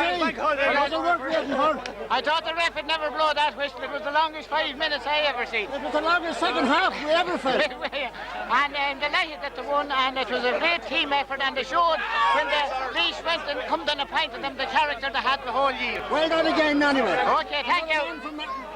Stanley Castle. How are you? Sean Nugent. Sean. Seamus. Yeah. How are you? What do you have to say about that one? I don't know what to say. I'm really unbelievable. It was the longest match I was ever at. Right, Seamus, We're congratulations. brilliant. We're really brilliant. We'll see you again. Ollie, captain. Oh, Jesus. I gave one speech already, not giving another. Well, Aidan, how is it now? Unbelievable. Was it worth waiting for? Makes all the chain and worth fighting. Will you worry there a minute here the second half that I think we're going to go against you? Yeah, the guy could shoot 4 scores to start the second half. Look, I knew there's great character in this team. I knew we'd dig deep. No, that's the great thing about this team. We're never beaten. No, we're never beaten. Well, certainly the second half it was some performance. Yeah, well, it's great spirit. Once again, Aidan, congratulations, well done, and get on the celebration. Thanks very much. Well, Dave. Wind that shot. Well, Dave, how do you feel having that in your hand this evening? Have it in my hand. Dave, well, were you worried at any stage you weren't going to do it there? No, we always do it, baby. Great performance by everybody. Oh, fantastic. Everyone in the panel put in a savage effort all year, and this is just reward for it. Once again, well done. Yeah, good stuff. Right up in anyway. Well, Luke, I know it's the only time you're talking to me, but what have you to say for this film? I'm just so proud, Ollie, so proud of these lads. God. Remember, there can be not too much made over managers. The players that dug in for the last 15 minutes, Ollie. Well, they really had a deep dig in the second, or deep in the second half. Yeah, they did, and I always knew Laois would come back strong, and it depended then on how long it would take us to settle down. I thought Joe Fallon, I thought the backs, I thought the forwards tackled brilliantly on their backs. That's what I'm trying to say. Well, when you come out after half-time with what you'd lost half the team, that with that many had disappeared, what happened at half-time? At half-time, Brian Lamley came in and he had a very bad dead leg. The tackling out there was ferocious at times. Brian Lamley then was hardly able to get off his seat. Shane Deering said he'd be able to start the second half, but it was obvious when he came out that... Well, there might have been a few dead legs at half-time. There won't be too many this season. Once again, Luke... Thanks very much, Ollie. Well, here's another man with a dead leg at the moment, but I'm sure he doesn't mind. Kevin Burke. Well, Kevin, how's it feel now? Brilliant. Feel no pain. Can't feel any pain now. Halfway through the second half, you're going to make it? Looking doubtful there. Great performance by everybody. Brilliant. Who tried sitting in that dressing while they're fucking out there? Well, the words "never say die" really stood out there today. Everyone really did their stuff. Right from the word go, we're always the same. Well, I hope there's nothing too wrong with that leg, and we'll see you all get the cure now there, right? Well, Kevin, good luck. Thanks. Well, a man that must be proud of his name across the front of the jersey this evening, John Cochran from the Gravel Arms. Well, John, what do you say about that? Absolutely thrilled, Ollie. The way they won it today was fantastic. Like the character of that team last week, we knew they had it, and the game in Kildare before, but the character of the show today was tremendous. In the second half, when the chips were down, they rallied there together. We brought in subs, fantastic panel of players. Luke had them in such tremendous shape. You know, fabulous victory. Were you worried there after half-time when things were going a bit wrong for us? Yeah, I think they started off slow, and in the conditions it was understandable it was going to happen, but after about 10 minutes when we settled down, we definitely got right back into the game, so we did, and we got up and we got a point there and settled down the team, so it did, and it was fantastic, so to go and do it. Well, all roads lead to Mullingar, I'm sure, or later on in the night, John. Absolutely. We're in semi-final times now, we're talking about big times now. Are we going to go one or two more steps further, I think, John? Well, I think anything after this is surely a bonus to us, you know, but it just brings back memories of the minors back in '95, so it does. The support that was here today and the conditions was absolutely fantastic, you know. Well, there's one thing to say about that team, John, is the amount of subs that was used and the amount of the work each sub did. Like, they have to compliment each player, even the players on the sideline. Absolutely. Like, over the days, they brought in different subs that have into the game, different lads have come on. And when it's been asked of them, each guy has produced the goods at the time, so it has. And it happened again today. We brought in subs in the second half there, so we did. And they produced the goods when they needed to do it. That's fantastic. So this. Have a panel of players, 28 fellas you can pick from. That's what makes it. Well, look at John, I know you're getting thirsty. Hopefully we'll see you all in the Greville Arms tonight. Thank you very much. John Corcoran, manager of the Greville Arms, Mullingar. Thank you.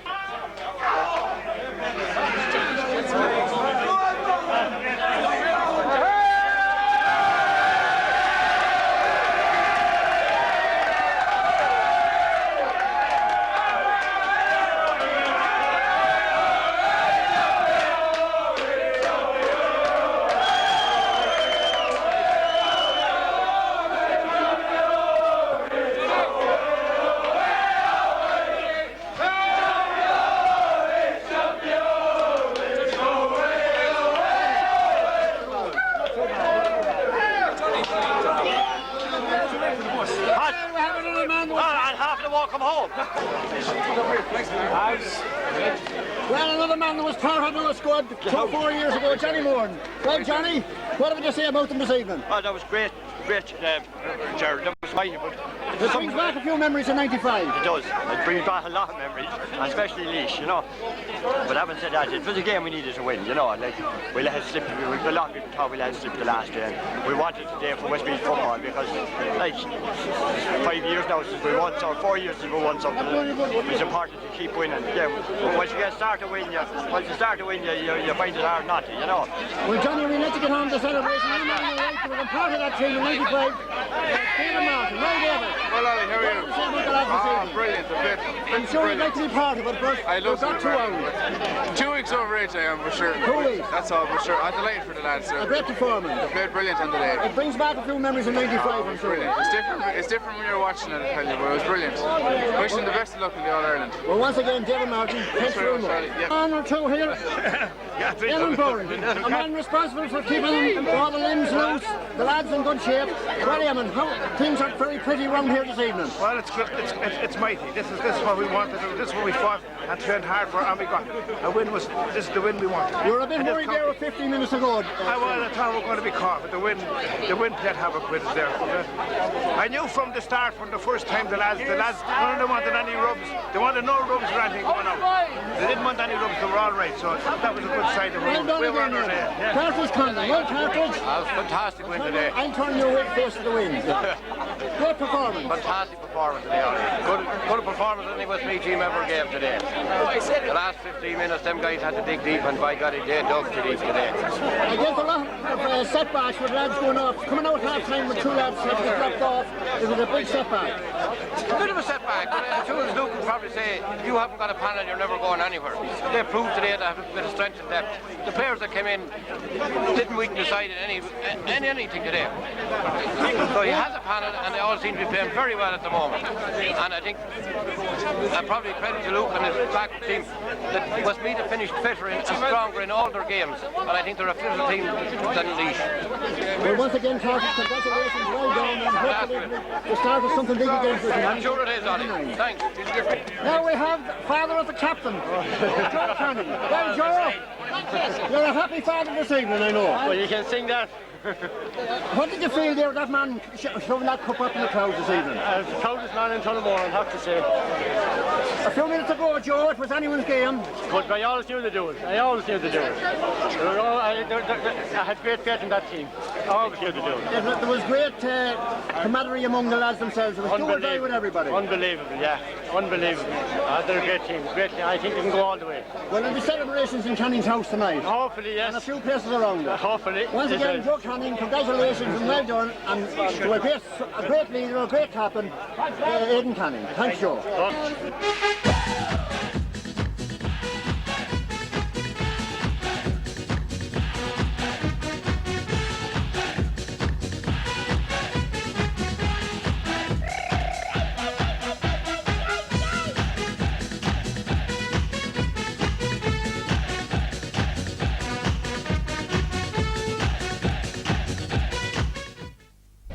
We have with us here now one of the Laois mentors, Jerry Kavanagh. Jerry has been involved with Laois now, and I've seen him go through a good few victories.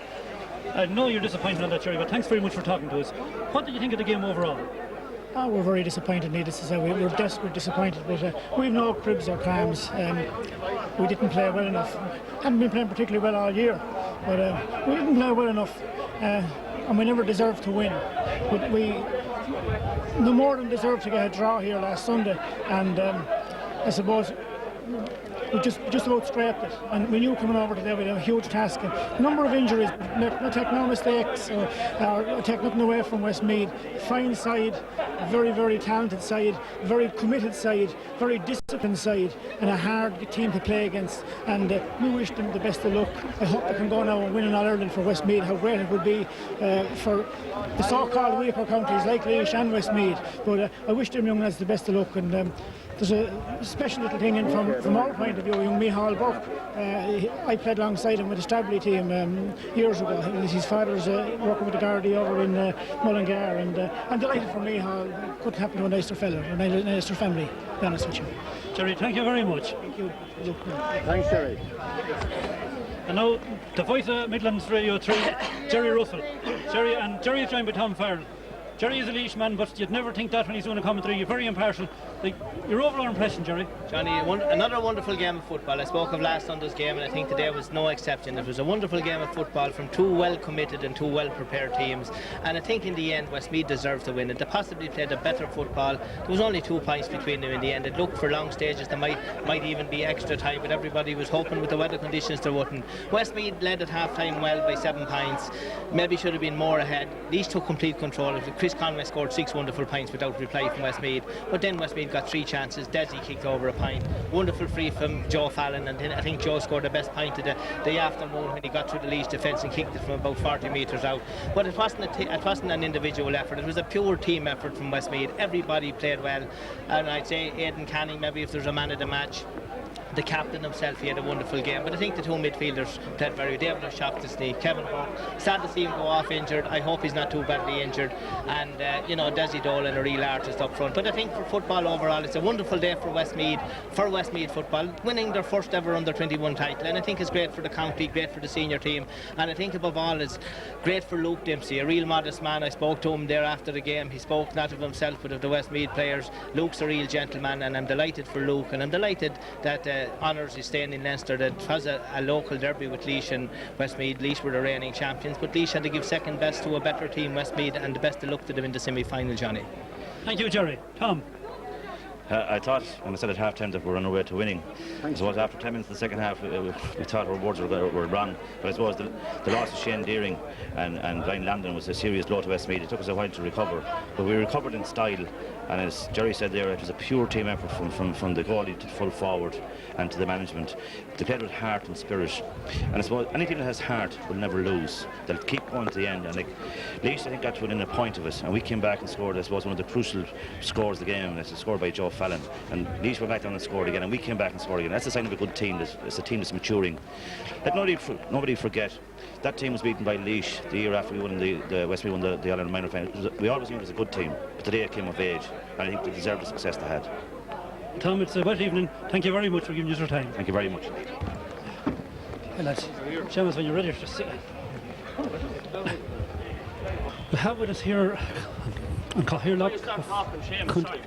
well done. Michael, thanks very much. Thanks very much. Yeah. And go all the way. Thanks very much. Go all the way. 2 great sporting games. As the man. Appreciate that. Thanks very much. Best of luck to you. I know that. In the semi-final. I know that. I don't know who. Let's have a word with you there. We have here with us now a Laois man, Michael Carroll. Michael, you were impressed with today's game? It was indeed. It was a very sporting game, and I must congratulate Seamus Whelan and his team and the full management, and Luke Dempsey. Great for the game in Leinster, and particularly I suppose ourselves and Westmeath over the last couple of years we've been playing at underage level from minor right up to today, and it'll only do good for the game in Leinster, and hopefully that Heves will make the breakthrough in Leinster, take over from Dublin and Meath, possibly Offaly. Well, Michael, it's great to see that the balance of power is shifting to the Midlands. Well, it is good, and I suppose it's what work's been done, particularly in my own county. There's a lot of work being done at underage level for football and hurling, and I'm sure it's the same in your own county in Westmeath. And it would be good to see the balance of power. There's no question about that. It would be great to see that happen. Michael, thank you very much. Thank you very much, and the best of luck to Westmeath, Seamus and Paddy Collins. I know the great work they're doing, and oftentimes fighting the losing battle like ourselves, but the very best of luck there. Thank you very much. Thank you, Michael. Thanks, Michael. Thanks, Michael, very much. Seamus, chairman of Westmeath County Board, a proud man this evening. I am soaked, drenched, and the sun is shining very brightly. We've had a tremendous day. We have 1929 an All-Ireland Junior Hurling Junior Football title, 1936 an All-Ireland Junior Hurling title. We have 3 Leinster Junior Hurling titles, 4 minor. We never had an under-21 until today. And I'm delighted for the people of Westmeath. Number one, for our footballers who work so hard, their team management, Luke and his selectors, who work so hard. And for the people of Westmeath.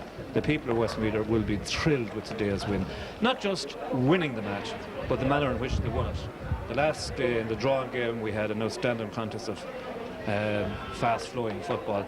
We played brilliantly well, heroic by times, and yet we had the golden experience of losing the 3-point lead coming into the last few minutes. I feel that the winning of this match was last Sunday evening, when our players, they were talking about taking a break, perhaps. There's a trip that some of the senior team are gone away for the week.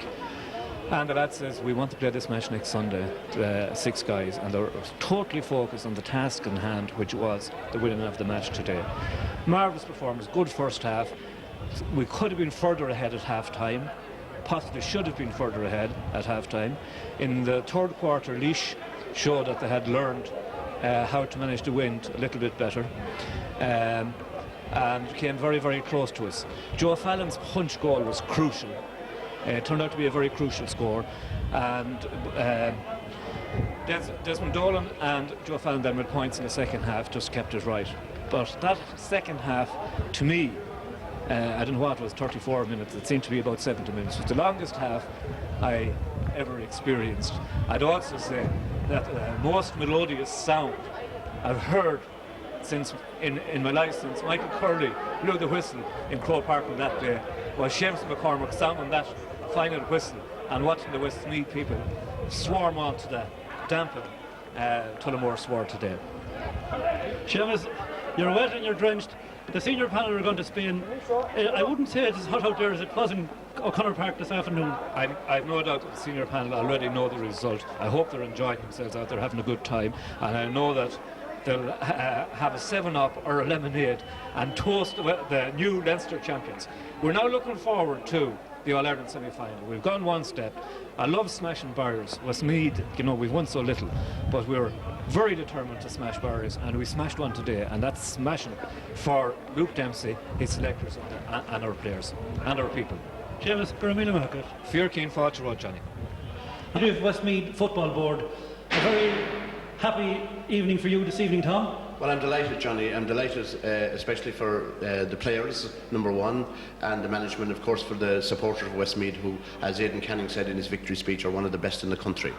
Earlier I spoke to Ollie, and Ollie was asking me what was the mood like in the camp. I told him that they were very upbeat and very relaxed, and that possibly that the word defeat wasn't entering their minds at any stage, and that, I think, carried them through today. There was no way that that team were going to accept defeat, and of course, as you know, through that, some of those fellas were on the minor team, and you know what Luke Dempsey is. He has never lost a replay, believe it or not, Johnny, as a manager.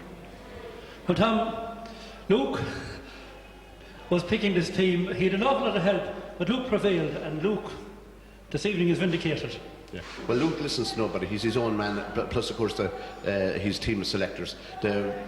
Naturally enough, people like you and me would have their opinions about who should be playing and who not should be playing. But it's entirely down to the management, because no matter what happens, all the blame will lie on their shoulders. And I think like they've done a fantastic job. I personally would have thought maybe someone else should have got a chance, but no matter what decision they made, I backed it 100%, and so did the whole football board and the county board, and they've done a magnificent job. Well, Tom, I think Aidan Canning also said this evening that all 30 players on the panel would give their lives for Westmeath, or words to that effect. Yeah, well, of course, I think it's reduced to 28 now. A couple of players have opted off the panel, but every one of them there, and some of them maybe were saying, I wonder when is my time going to come. But they were there to a man and trained harder than the people who were picked from 1 to 15, and never at once gave up the ghost. And you have to compliment them in that, because it's not very easy, Johnny. I don't think I would do it, because my playing days are well gone by now. They'd be in your time and Ollie Gallagher's time. But you would never... I don't think you'd have the courage to keep going, and you'd probably throw in the towel at some stage, but fair dues to them. It's not alone a victory for the 18 players who went out there today, it's a victory for the 28 of the panel, and that are members. Every one of them are part of that victory today. Tom, I know you want to join your panellists and your teammates and your co-board workers, so thank you very much and enjoy the evening. Yeah, thanks Johnny again, and just at this stage I'd like to thank, of course, congratulate the management and the players, and thank my officers on the board who have worked, and of course the county committee, all who have worked very, very hard to achieve this success. Tom Lennon, Goramila Good. Thank you, Jimmy. Just one of my documents. Wait for a second. Right, okay, no problem. We have three of the victorious Westmeath team here with us now. Coolbar, Cathal Mullen, fullback James Galvin, and right corner forward Joe Fallon. We'll start with Cathal. Cathal, you got a couple of tricky balls early on, dealt with them very well. I know, that was easy enough now. It was a grand start. Nice easy balls in at the start, you know, it sets you down too. So I didn't have anything to do after that, so I left that up to me backs. Well, we'll go to James. James, solid as a rock as usual at full back. Got plenty of pulling around the field, but stuck to your task very well. Well, I wouldn't say that, no. It was plenty of running to do. Stephen Kelly was no easy job. Well, there's many men at bark from Stephen Kelly, but you had him under pressure all the time, and you made him put a few balls over the line.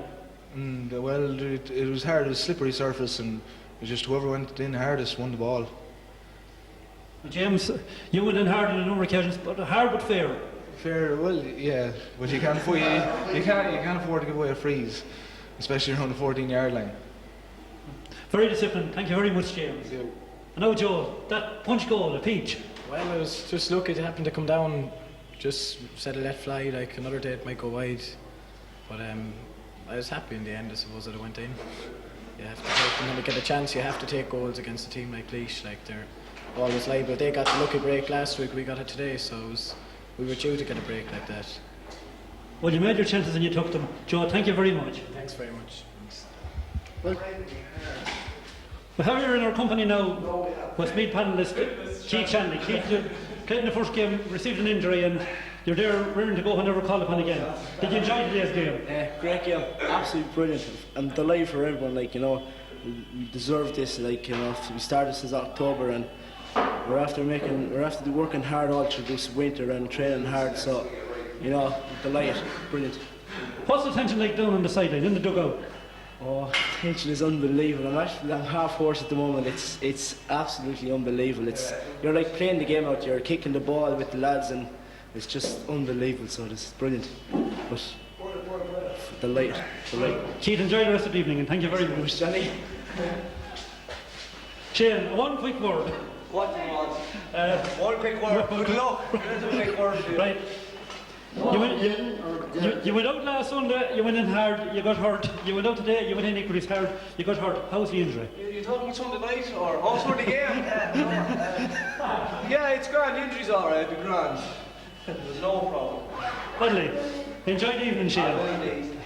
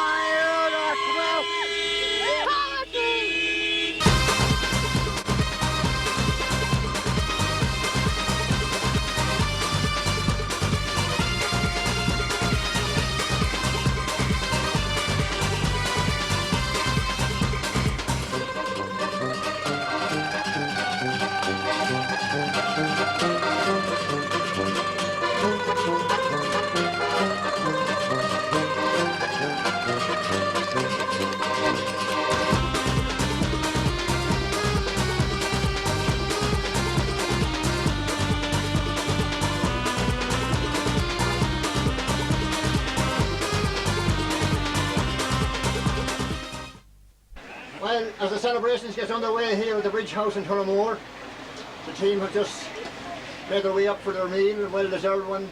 We spoke to one or two people here enjoying themselves after this wonderful game, and a man with us, John Fagan. John was involved with Westmeath down the years and at club level at every age level, every age group. John, great game. Yes, Ali. A great game and a great performance from Westmeath team with huge amount of guts and character. It was a game. It wasn't a game for fancy football. It was a game for huge determination, and Westmeath showed it, particularly in that last 10-15 minutes of the game when their backs were to the wall. Do you think you're halfway through the half that we had blown it, John? Well, I thought after Laois got the 5 points on the trot that we were in trouble, but when Desi Dolan got fouled and scored a point, I felt that we were turning the tide at that stage. I thought that was a crucial score. From then on, Westmeath got more into it, began to win more balls, midfield, pick up more breaks, and the Laois spirit seemed to weaken. Well, when we came out of the second half with down 2 men, things looked very blue, and things went really wrong then from the throw-in.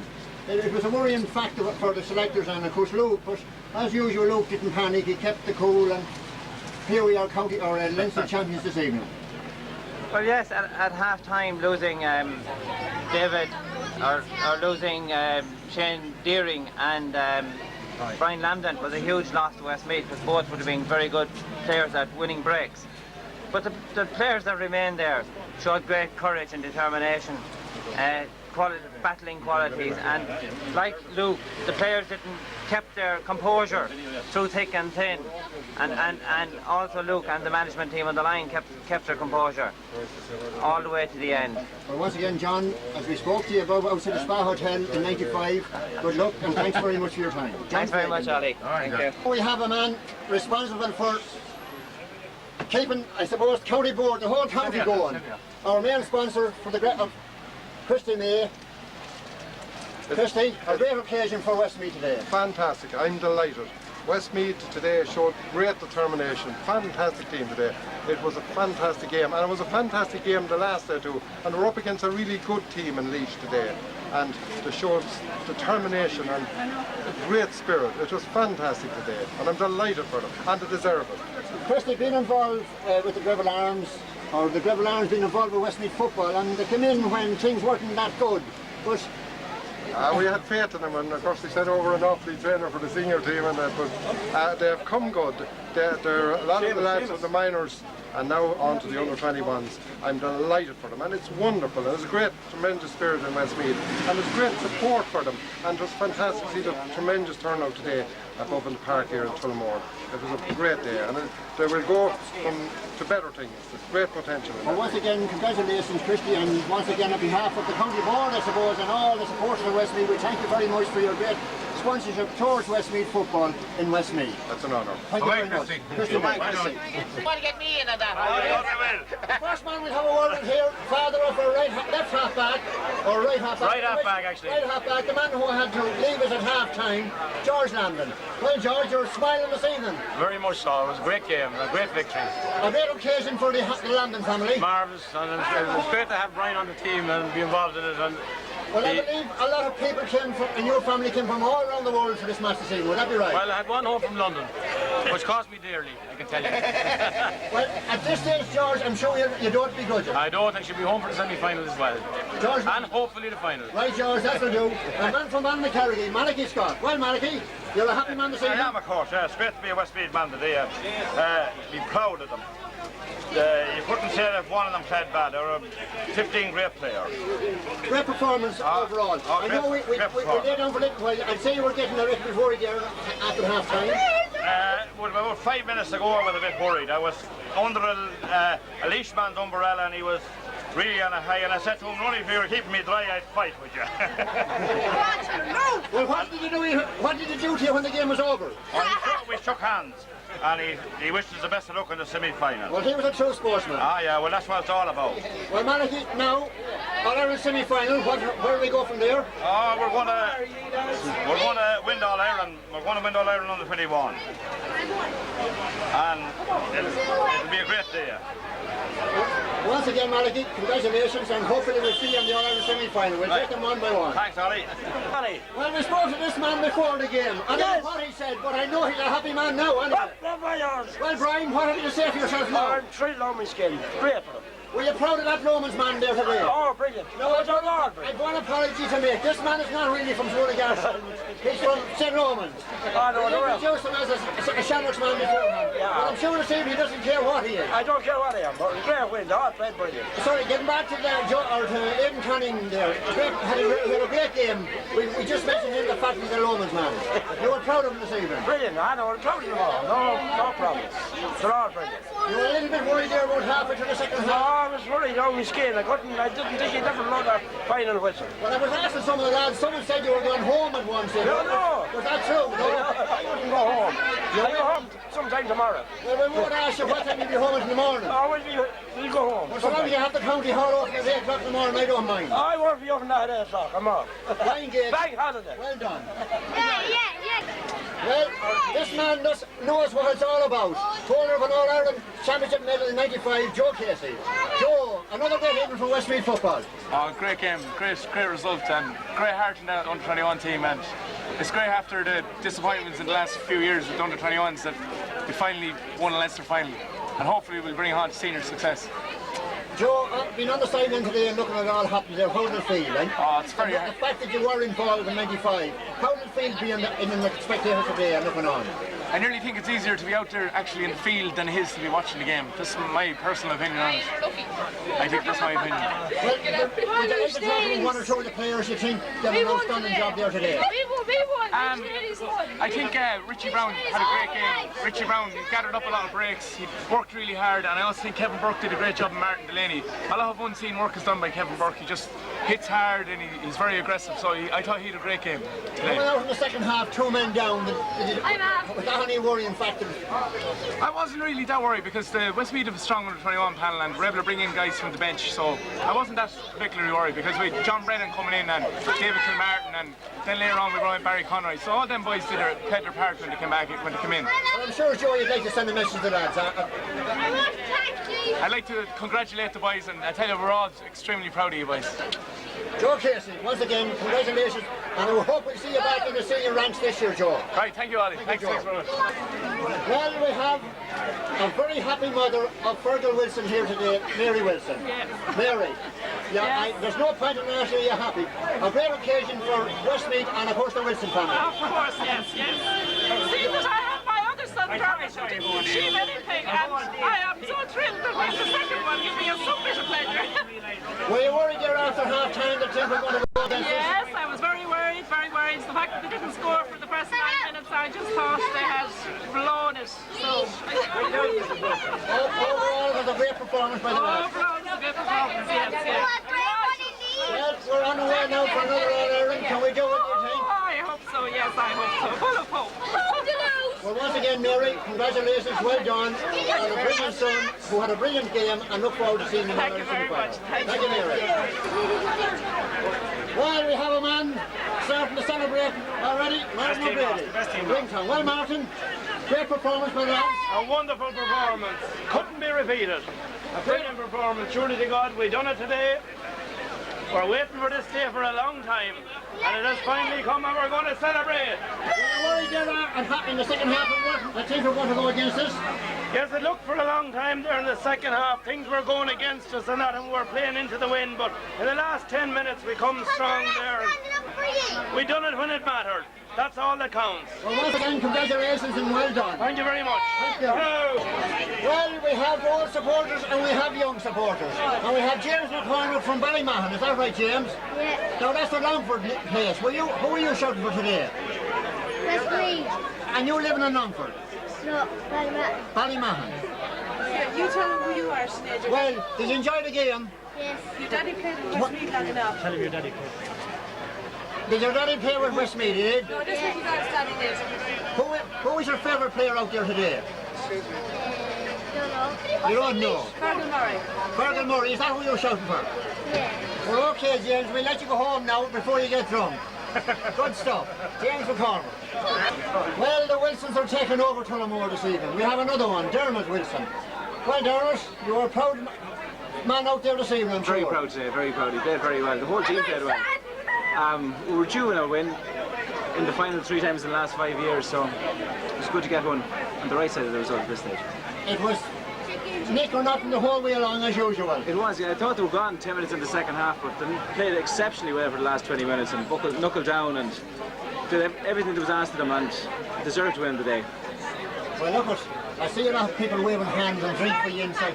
We'll let you get on the celebrations. We might have 1 or 2 tonight, you wouldn't know. Well, we'll see it, and hopefully by the end of the year we'll have the All-Ireland as well. With the help of God. Thank you very much. Right, thank you. Thank you. Well, we have 2 more great Westmeath supporters. That's for sure. Colin McCormack and Robert Dempsey, son of the great trainer. Well, Robert, you're happy this evening? I am. I can't see with all the hats and colours. You were a bit worried there a few minutes ago, you were? I was, yeah. Did you think we were going to lose it? I think there was a point there that they scored, but it didn't count. They put them to score. I don't know, I'm not for sure. Colin McCormack. Well, Colin, you're a happy man this evening. Oh, yeah. I see your father above upstairs getting drunk at the moment. Oh, he's up there, yeah. Did you think we were going to lose it? No, I was worried. You were worried, were you? Well, you didn't worry anymore now. You have the cup. Oh, yeah, brilliant stuff. Well, once again, lads, congratulations, well done. Well, we have 2 fellas who are supposed to work in the Greville Arms, Paul and Breen. Well, Paul, you're a happy man this evening? Very happy, Ollie. You'll be giving away plenty of free drink in the Greville tonight. We're giving away plenty of free drinks tonight in the Greville Arms, especially for the under-21 team. And we're delighted that they're Leinster champions. Well, Breen, have you won to say to the lads this evening? What should I say? We want an All-Ireland now with them. Come on, yes, boys! Hey!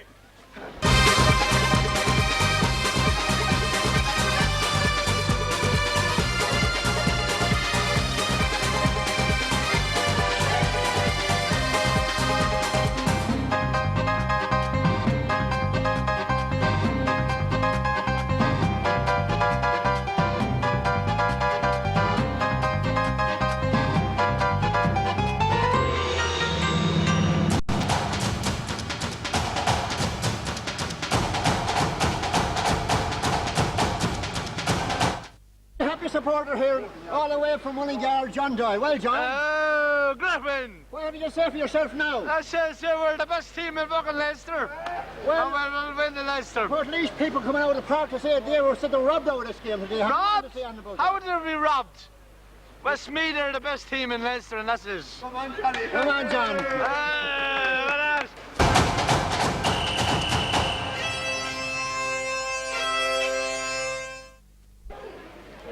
Well, we have another very jubilant parent of one of those players there today, Peter Shanley. Peter, a great occasion for Westmeath. Great occasion for A Westmeath. great occasion for the Shanleys, it has to be said. A great occasion for the Shanleys as well, yeah. Great occasion, Ollie. Great performance today. Great performance. They were brilliant. They were absolutely brilliant. Brilliant to be able to beat Laois, and as the fellow says, given a second chance. Laois carrying household names. For Westmeath to go out and beat them by 2 points, beat them well. It was a great occasion, terrific. The second half, Peter, were you worried at any stage that we were going to let slip? I was worried the way Chris Conway was kicking points. I think he must have kicked maybe 5 points. I thought he was brilliant. I thought they were going to catch us. But Westmeath don't know how to lose. They don't know how to lose. Well, once again, Peter, congratulations and well done. And hopefully you'll keep the Shanley flag flying high for the next few games of the championship. Thanks, Ollie. Thank you. Peter Shanley, the Downs. Thanks, Ollie. Well, we have another jubilant supporter all the way from St. Jonah, Tom Smith. Well, Tom, you're smiling tonight. Smiling, a very happy night. There wasn't so much of a smiling about halfway through the second half there. No, within the first 10 minutes of the second half, we were in trouble, but they came good, like all looks teams do, and put up a great performance. A great team effort. Any players you'd like to mention there at this stage? I don't think you could mention any player, Ollie. I think from the goalie to the full forward, I think they all played their part, and I'd like to congratulate them, and well done, Luke. What about the All-Ireland, Tom? Yes, it's within our grasp now. Luke brought it to us before, and I don't see why he can't do it again. Tom Smith, St. Jonah. Congratulations and thanks, Tom. Thank you.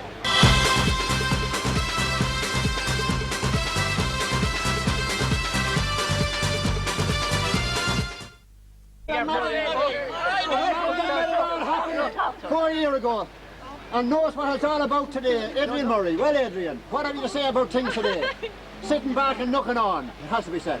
Well, sitting back and looking on, it has to be said is right, but at the same time, it's a great feeling. It's 95 all over again, and the lads that did it in 95, some of them were there today, and the lads who weren't near 95, they were out there today, and it was a great win. I hope it's only just the start of the next one, the All-Ireland semi-final and then the All-Ireland final, but we take it one game at a time. We're Leinster champions and we've the post Laois again, and it's great. It's great. Well, we were talking to a man earlier on, Joe Casey, and we were asking how it felt to be a spectator today at this great occasion. He said he'd rather have been out in the thick of it any day of the week. It was the way he felt. Well, that's probably the players' feelings would be that when they've tasted success, that they want to be out in the thick of the things at all time. You know, success breeds success, and they know what it's like to be successful, and it's great for them. It's great, and I hope that this is only just also we shouldn't forget the seniors, that this has to be a boost now for the seniors in the Leinster Senior Championship, and hopefully it's the start of things. Well, Adrian, we have to say you were part of it today, because that success in '95 certainly played part of today's success. So once again, congratulations. Thanks, Ollie. Adrian Murray. Thank you, Adrian.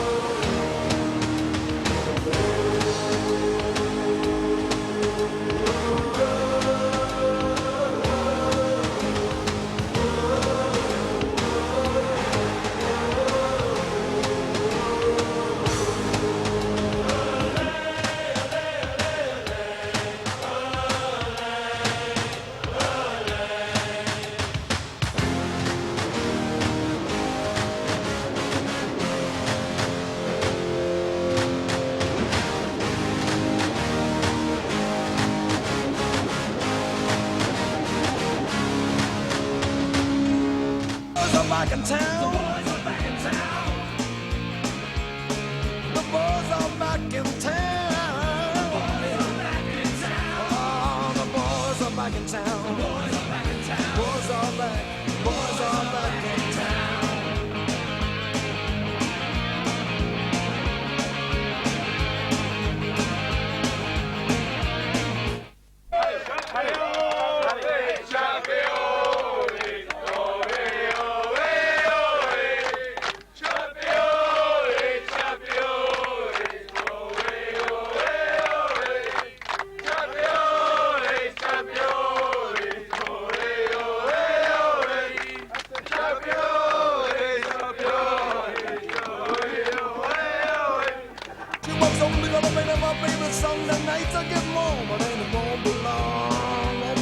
Summer's coming on, and the boys are back in town again. The boys are back in town. The boys are back in town. Oh, the boys are back in town. The boys are back. The boys are back in town.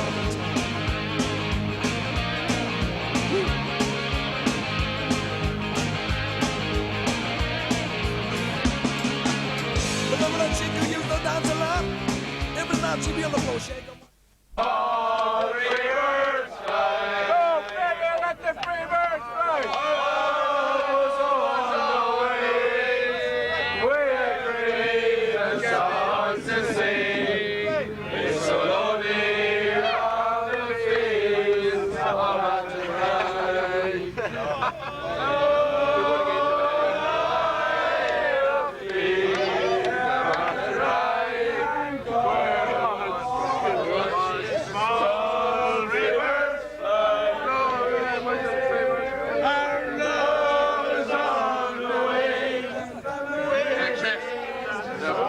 I like playing with mommy, with daddy, and everyone knows what. Didn't mean to.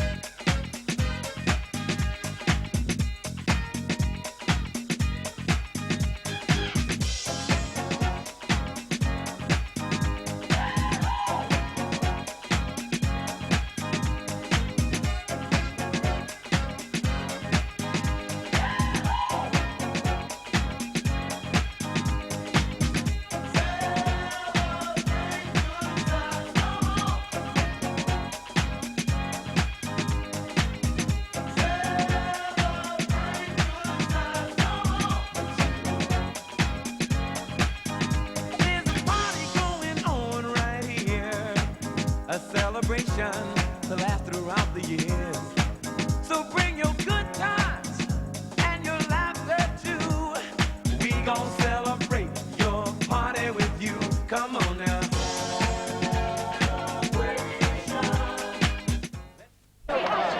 Hello, evening for the arrival. Oh, yeah, Desi. Well, Michael, great occasion. Yeah, I'm thrilled for the people of Westmeath, really. You know, I've been involved in Westmeath football for a long, long time. Not with any county team. And I was always very impressed by the people of Westmeath, how well they support their teams without any success. And I thought today the lads that represented the county gave absolutely incredible display of guts and courage. Everything is good in football. Their discipline was incredible, and it was an incredible victory. Well, it's not all over yet, but it's already semi-final now, so the next step is Ulster champions. Does that worry you in any way? No, absolutely. There's one thing that I think is very important. It's a Leinster crown at the end of the day, which is very important, but in All-Ireland semi-final awaits the team now. And I think it's very important that we win that game. And we're capable of winning that game. A great commitment by those lads, Michael. Especially in the second half when things were really got on top of them. And they still come back. Absolutely. I was amazed by the lace ball kicking up of Laois. They kicked line balls, 50s, and frees over the bar. We got 6 in the trot. And for us to come back from there was an incredible act of courage. Well, Michael, we'll let you get on with the celebrations. Once again, congratulations and well done to everybody involved. Thank you Michael Lyde and Gary Castle. Thanks, Michael. Well, another man smiling from ear to ear. Oh, smiling from ear to ear, yeah. Jerry Buckley. Well, Jerry, you're a happy man tonight. Oh, extremely happy, Ollie, yeah. What have you to say for yourself, or to say to them, lads? Oh, God, I'm so proud of them, Ollie, yeah. Absolutely fantastic effort. I mean, you know, we played Laois, who were favourites for this year's All-Ireland. We played them for 120 minutes, or 130, or 140, and they never led us. And that's a fantastic tribute to the players, the management, the selectors, and I am absolutely over the moon, Ollie. About 15 minutes gone today, Jerry, were you worried? Oh, I was worried, all right, Ollie. I was worried. I had the old tablets out at that stage. But I felt at half-time 7 points would be enough of a lead, and it transpired it was. And I felt if we went through the second half without conceding a goal, we would win. And that's what we managed to do. And it's absolutely wonderful moment. Well, look, we haven't asked anybody about that amazing man, Luke Dempsey. Have you on to say to Luke or about him? Well, I'm not a homosexual, but I love Luke Dempsey. I love him. He did a great job of it. Yeah, I love him. I'm madly in love with him, Ollie. Yeah. We're getting back to the serious point of it. He did a great job of it. A fantastic job. Yeah, I was deadly serious, Ollie. Deadly serious. No, a wonderful man. He's a great motivator. He gets the best out of players. And when the annals of Westmeath football are written in whatever year it is, he will be on page 1. What about 95? Are we going to see a repeat and go the whole way? Why shouldn't we? I mean, if Laois won the Leinster, they'd be favourites for the All-Ireland. We won the Leinster, and I see no reason why we can't go all the way. Jerry Buckley, congratulations and well done. And the scene there, Sean Heaven. Sean, things went really good for most of the day, but went bad for a short time. Did it worry you? Oh, very, very worried, particularly at half-time when we realised that there was 2 players weren't able to take the field in the second half. And particularly those players could carry the ball against the wind, and we were very worried. But we did realise we had some very, very good subs, and we knew the players that we brought in would do the job. We're very confident of that. Well, like every other game, Sean, they didn't give up till the final whistle went, and that stood them at the end today. Well, that's a trademark of this team right throughout the year. In all the games, we played over 20 games, including challenge matches, and we were never wiped off the field in any game. There was always there or thereabouts. We didn't win all our games, but the start of this winning campaign was probably a defeat by Clare in the Hastings Cup. And they told us at that time that that Kildare had booked the challenge for them before they played the Leinster final. And that got our fellas going. So from there on, our fellas really got down to work and worked very hard, and it was hard work that won the match. So from here on, Sean, what do we expect? Well, we have to play an Ulster team. Ulster teams are always very, very strong and very physical, as were Laois and were Wicklow. And I think we're prepared for that now. And those games, and especially those draws, will stand us in good stead when we're playing a Northern team. Well, hopefully, Sean, it'll be repeated 95 that we will go the whole way. Well, we have 2 more very jubilant, I won't say supporters, very much involved in things here this week and all the weeks gone by. Our treasurer, Joe Malone. Joe, a great occasion for Westmeath football today, has to be said. Great entirely. Terrific. I know we should have, and it proved it there today, we should have done it in '96. We gave Laois an All-Ireland title at that stage, and the year after the minors won in '95. Well, I think Luke Dempsey had that in the back of his mind ever since that. I'd say so, yes. Well, we're 2 steps away from another one. Do you think can we go the whole with Joe? Hopefully. I know Monaghan were quite good. We played them earlier in the Hastings Cup, but I think we can take either Monaghan or Donegal. Anyway, any time during the second half there, Joe, do you think we had less slip?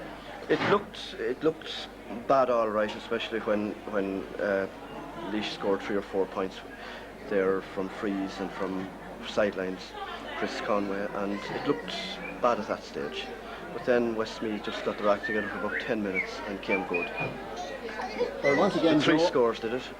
Well done, congratulations, and hopefully everything goes well for you between this and whenever the All-Ireland final is, that we get through and take that repeat in 95. Hopefully. Joe Malone, thank you very much. Right, thank you. And that man that really was involved in the tick of 95 and involved in it here again today, Bunbrushness, Paddy McCormack. Paddy, a great occasion. Absolutely brilliant. It was fantastic, and it's history in the making again tonight. Like this is the first time ever for Westmeath to win another 21 championship, and I'm absolutely over the moon. It's for everybody involved. Like the whole county is behind us now at the minute. It's really fantastic. Paddy, back a number of weeks when we were playing a couple of challenge games there and we were looking at them, putting them all together, did you think it would ever come to this tonight? Well, at the back of my mind, like going back to 1996, I thought we were a shade unlucky, and I remember saying to Luke on more than one occasion, I said, isn't it great after 3 years we're going to get another crack at them, and maybe this time we'll do the business. Well, Paddy, hopefully that will be the case, and once again congratulations to your team, well done, and look forward to seeing you in the All-Ireland semi-final. Thank you very much, Ollie. Bunbrushness, Paddy McCormack. Thank you very much. Well, another man that was involved in the tick of things in 95 and back here again, and really involved in the tick of things. Ewan McCormack. Ewan, back again with another Leinster title. Yes, Ollie. A great occasion. Yeah, absolutely, yeah. Fantastic occasion for the lads themselves. And I said it to them all through this campaign and reminded them that 96 was an All-Ireland, possibly, and certainly a Leinster title that was left behind by this group. And they went out today and proved that just to be the case, and as far as the Leinster Championship is concerned anyway. So, and then the rest remains to be seen what happens in the coming weeks. But a great performance from a very good bunch of talented individuals. Well, half time today, and when Westmeath came back out onto the field for the second half to start, we thought the ground had opened and we had lost so many players in the space of 15 minutes inside in the dressing rooms. What went wrong, Ewan? We never know exactly what happened. I don't really know what and such went wrong. We didn't realise that either Sheehan or Brian Lambden, who the 2 players had to come off, were as badly injured as what they appeared at the end of the second half. In fact, I didn't see the incident at all that Brian Lambden was injured, but undoubtedly he was injured. He wasn't able to continue in the second half, and Sheehan only lasted a few seconds before we had to substitute him.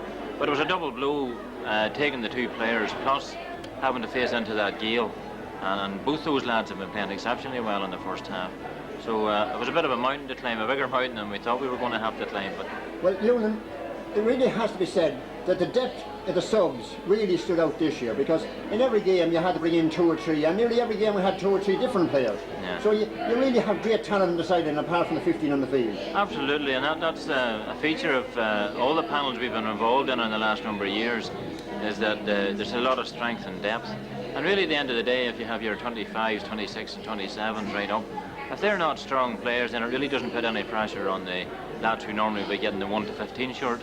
So it has been a feature of our slackers this year to make sure that they brought in fellas who could equally walk on the team as ready as the fella who's got the nod on the day. And we proved that throughout the whole campaign, so that policy has worked again. What about Laois today, Ewan? At the second half, they really threw everything at Westmeath. They certainly did, and they threw more than what was legal, I suppose, in terms of they really were very hard hitting, and I think at the end of the day that might have been their undoing, where they were probably absorbed a little bit too much and they obsessed a little bit too much in the sort of physical nature of the game. And quite a number of people have said to me about the fantastic discipline that Westmeath showed, and that was, I think, a key to the difference between the two teams.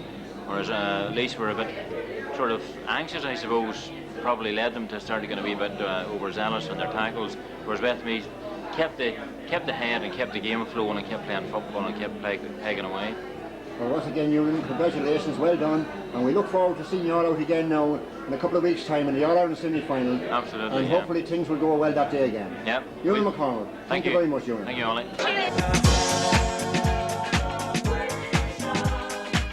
Let's all celebrate and have a good time.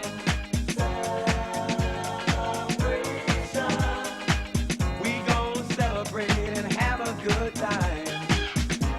It's time to come together. It's up to you. What's your pleasure? Everyone around the world, come on!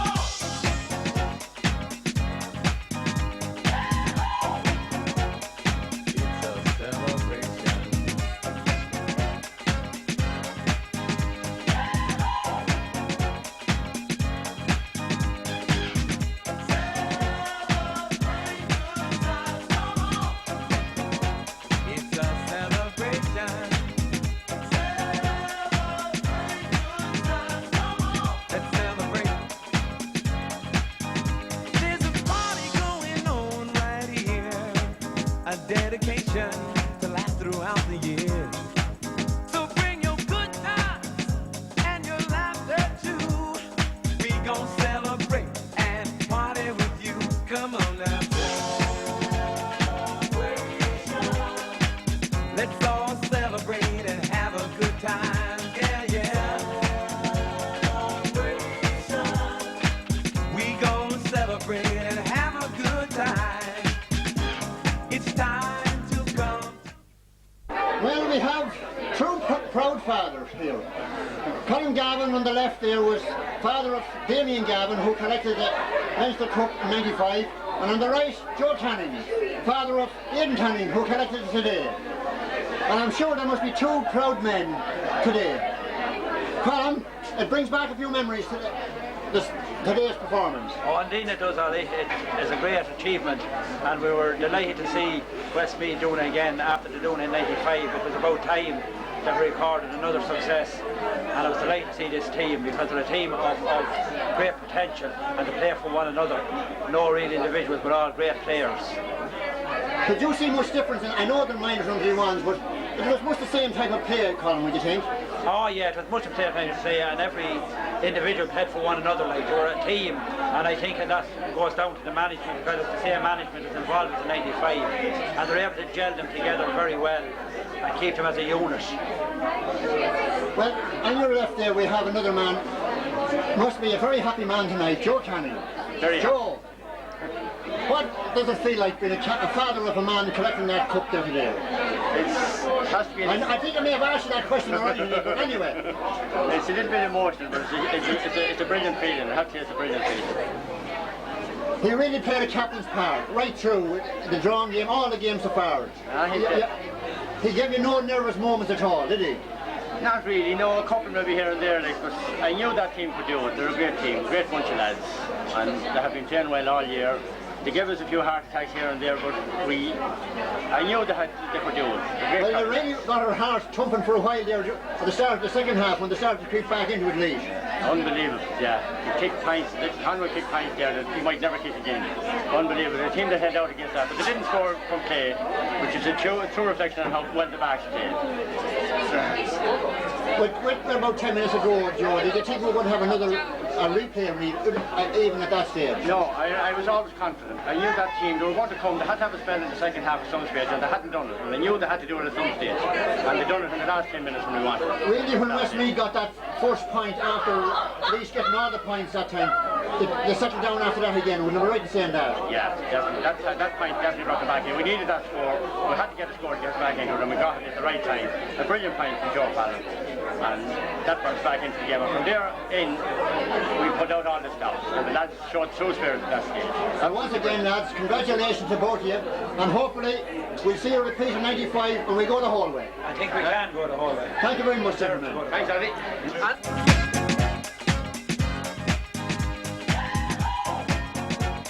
It's a celebration.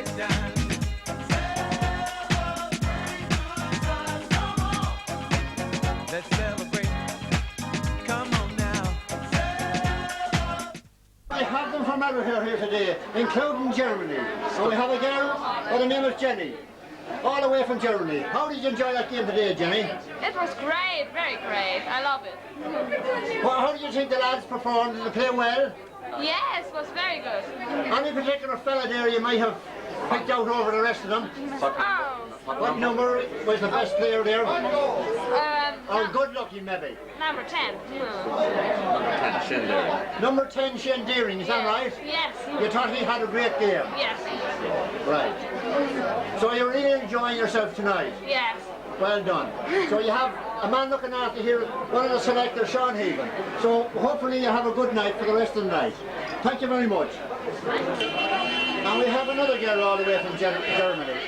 A girl by the name of Laura. Well, Laura, did you enjoy the game today? Yes, it was great. What did you think of the Irish football? It's a little bit different to this in Germany. It's funny. Of course, it's probably not only soccer in Germany, is that right? Yes. Do you follow the soccer yourself? Yes, sometimes. Sometimes. So you enjoyed today anyway? Yes. What player did you think played very well today? What number? 10. Number 10. So he bought on by a man by the name of Shane Deering, is that right? Yes. He was very good. Yes. Did he look very well as well, did he? Did you fancy him as well, you did? Would you like it? Yes. Okay, so we'll let you get on with the celebrations, and thanks very much. Okay. Well, a man very merry here this evening. One of the great Shamrock supporters, a great hurler himself years ago, Sean Clinton. Well, Sean, what have you to say for yourself this evening for Westmeath Cup? Very, very happy night, Ollie. I'm really delighted. That was a great team performance today. Absolutely brilliant. You were a bit worried there halfway through the second half. Yes. I was watching you from the sideline there. Yeah, but they dug in deep, and Joe Fallon, 2 great points. All you can say about him, Joe Fallon, brilliant. And what about that man, Luke Dempsey? Oh, sure. Luke Dempsey is a folk hero now in Westmeath. What do you say about him? He's after winning 2 Leinster championships for us, and Ireland, or more. And what about another All-Ireland, Sean? Is it on the cards? Oh, I think so, yeah. Oh, yeah, no problem. Let it be Cork or Kerry. Who cares? Sean, we're going to win. We're going to win, Ollie. Well, she needs no introduction. The great Detty Mary. Well, Detty. Where's the car? What an occasion it is tonight. It's great. It's great to be back here again after many years, 4 years. It reminds us of a lot of things in '95, doesn't it? It does, yeah. It's great. And I hope we'll be back again with the All-Ireland, yeah. What did you say about that game today, Detty? Or about Westmeath, anyway? I thought it was a fantastic game. And what I like about the team, something like the minors, to play as a team, not as an individual. And I think that's how we're winning. And fair dues to Luke Dempsey that has to play football that way. Well, once again, Detty, congratulations, well done. Another man who done his bit years ago with St Mary's, Joe Delaney. Well, Joe. Well, Ollie, hard to stay. What have you to say for yourself now? Very little at this stage now. A great performance by the lads. Fantastic. Super, super. Were you worried during the second half we were going to slip? No, I never worried. I had great faith in them from the previous Sunday. I maintained all week that we were capable of winning, and definitely they were outstanding. Well, once again, Joe, we'll let you get on with the celebrations. Well done, and hopefully we'll be talking to you the night of the All-Ireland. Fair enough, Ollie, I hope so. Well, a man, I'm sure if he was there with a hole in his hand, he would really be at home today. Paddy Casey. Paddy, great occasion. Brilliant. Great performance by the lads. I'm glad for the players and the people that have stuck with them. This should not have been Westmeath years, but the lads, the people that's over Westmeath have brought them to there today. Are we going to go to home with Paddy? Oh yes, why stop? Oh, no doubt, no doubt. We have to be positive. Why not? St. Bridget's, Clonkin, Westmeath, Paddy Casey. Yeah, thank you, Paddy.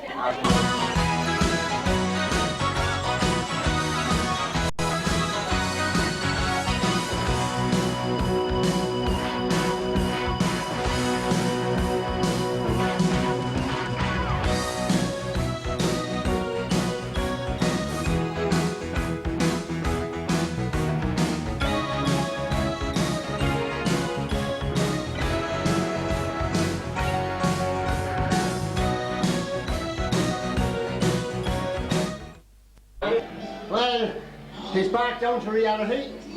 He's making sure everyone's not too thirsty here tonight in the Gravel Arms. Manager John Cochran. Well, we spoke to him after the game. We don't know what he said, or I don't know what I said to him. But tonight he's smiling. A happy man, John. Indeed, Ollie, it's fantastic, so it is. I don't even know what I said after the game myself, so I don't. I think everybody was on a high in Westmeath immediately after the game. It was such a fantastic achievement by the lads. And it's fantastic when they arrived back tonight. The crowd that met them here when they arrived at the hotel was enormous. So it was beyond our wildest expectations, I suppose. And lads are now watching the video at the moment in the bar. And the atmosphere among the supporters, among the players, like, they were just over the moon, so they are, you know. And probably they haven't thought about it yet, but looking forward now to an All-Ireland semi-final. And the way they played today in the last few games, we'd have to have every confidence in them going the whole way at this stage. Well, the game itself, John, early on in the hunt we thought it was going to be one-way traffic. We came out second half, 2 changes in the team, things began to go wrong, things looked bad for a while, John. But this team has a quality that I must say very few Westmeath teams or any team would have, in that they have a fighting quality and they seem to have a spirit among the whole panel of players, that when the lads come into the team or go off out on a bad day or something else, and it might take them a few minutes to settle in, but once they do, the players can get into the thing and keep it going. And that's what happened today. I felt that when we started off the second half, we probably lost our rhythm a little bit for the first 10 minutes. But once we got the first point after, I suppose, 10-15 minutes, it seemed to settle down the team completely, and our midfield came back into it again, and we started winning possession.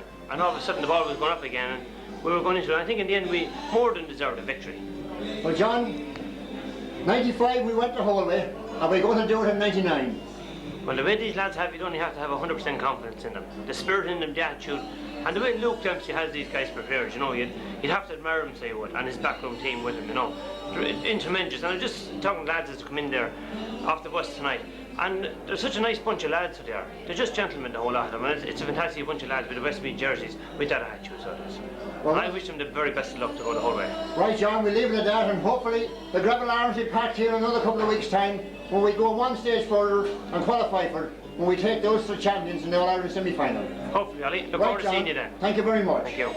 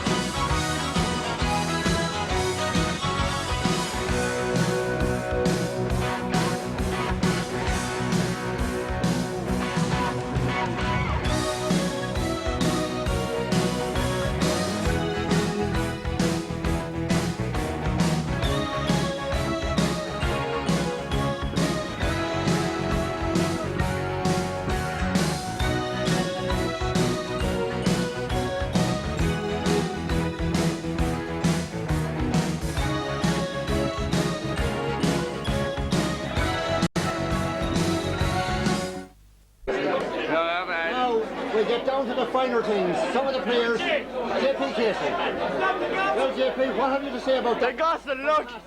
Look at the Gosson look! It's a great win now in all fairness. I knew we could beat them though after last year, you know what I mean, Ollie? Great win. Through the second half, were you worried? They played well for 15 minutes, but I knew well we had to come into it, like, because no team can play well for 30 minutes in a row. Like, we had to come back into it. And we came back in at the right time for the last 8 minutes, and we won the game. I knew we would come back into it, and we did. And we did come back in. It's All-Ireland semi-final for us now. All-Ireland final. We will win All-Ireland final. Another man in your right there, Richie Brown. What's going on? How are you? Well, Richie, how are you tonight? Not a loss for me. I'm delighted. Good performance by the lads. Great performance. Everyone played well. We won us. You didn't get an old goal today? No, not today. Maybe last Sunday, but still fun. We had a chat half time and we won it. You're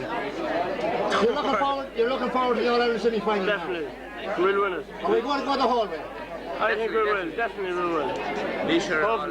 Laois were favourites today, but still, we bet them. Donegal and Monaghan are in the other side. I think we'll beat them. Well, let it be Cork, Kerry or Donegal and taking that's the way it is. That is it. Hopefully we will. Well, once again, lads, congratulations, well done, and carry on with the celebration. Thanks, Ollie. Thanks, lads. Thanks, Ollie. He might look the biggest man on the team, but he's certainly not the oldest. Yeah. 16-year-old Pádraig Levy. Pádraig.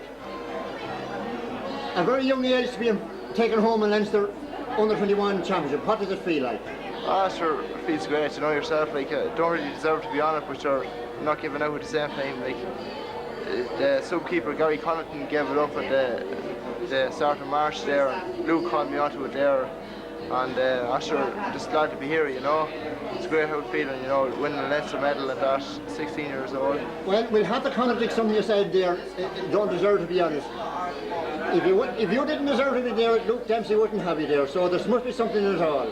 But you're there and you have a Leinster championship now. Looking at it from the sideline, Pádraig, would you like to have been in there today? I suppose it would have been, yeah, no, like any other sub would have been on the bench, like, so I suppose McCall played well, like, you know, so couldn't really be given out either. His kickouts were great against the wind in the second half, like, it settled the midfield and that, so I couldn't really be given out, like, you know, but I'm only there, like, if he gets injured or... Your biggest memory of today's happenings now, Pádraig? The fine whistle, of course, you know, like winning a Leinster medal, you know, like it's no other Westmeath team ever done it, you know, in the history since 1961 or whenever it started, you know, and I'm sure it's great, you know. Our sub-goalie today, all the way from Killucan, Pádraig Levy. Thank you, Pádraig.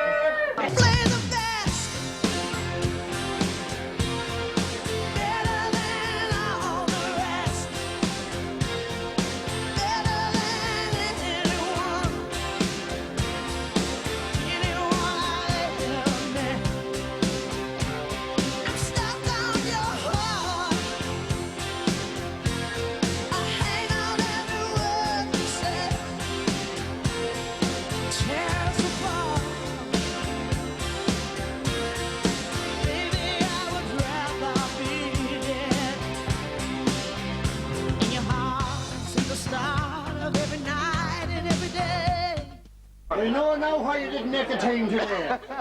Someone said you were... My energy is sapped up, my energy is sapped up, Ollie. Alan Daly, we didn't call in you today, Alan. No, Ollie, I wasn't needed today. Only on special occasions. Well, it was a great performance, wasn't it? Brilliant performance, Ollie. What can you do? Like, hard to get into a team like that, you know. The team deserved it. Jesus Christ, the team, it's great to be a part of it, Ollie. There must be very little between Annie and you on the sideline, because every time a sub came on was a different player. Ollie, it was a lottery who got on. There's nothing between the lads on the sideline and on the field. That shows you the strength of the panel. Are we going to see a repeat of 95? Of course we will. Of course we will. No bother. We missed out 96 by 2 points in Croke Park. We're not going to let that happen again. I'm sick of losing to them. We won today. There's no more... The great Alan Daly. Congratulations, Alan, and hopefully we'll see you in the All-Ireland final again. Of course you will. Oh. Well, as things, I won't say come to an end here tonight, things are really getting to warm up. But from our point of view, we'll be shortly leaving the Gravel Arms here, and lads will be going off celebrating for the night.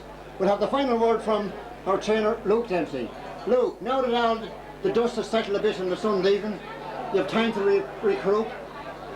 What have you to say about the whole occasion? Well, I think, Ollie, it's a marvellous occasion for a start.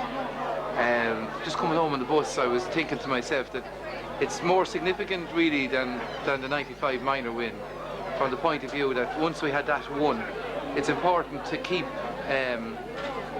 the step up to the under-21. It's important to keep the thing going. if we had lost today, it would have been a huge step back. When I took over the under-21s in '97, we got to the Leinster final and lost. Today was a huge step in the sense that if we had lost that, it would have been a huge step back. Instead, it's a massive step forward for Westmeath football. We have won a minor final in '95, we have an under-21 Leinster final in 1999. There's a possibility of an under-21 All-Ireland final in 1999. So the natural progression is a Leinster senior title, and there is no logical reason in my mind why Westmeath can't go on to achieve the elusive Leinster senior title in the next, say, 2, 3, 4 years, Ollie. So I'm absolutely delighted. Well, I'm going to ask you a very, I won't say a personal question, but when Laois come back within 1 point today, what was the discussion beyond on the far side? We've seen you huddling together. What was the strong words and what was suggested at that stage? Was there a panic, relaxation, or did you decide let the thing settle and see what's going to happen? Yeah, well, we had to make 2 changes at half-time, Ollie. Enforced injuries to Brian Lambden and Shane Deering, and to bring on 2 fresh faces for such a titanic struggle that I knew was going to ensue, because Laois now had the wind and they were trailing by 7 points. There was always going to be a possibility that they would come back into it. To start the second half with 2 new players was a struggle, to say the least.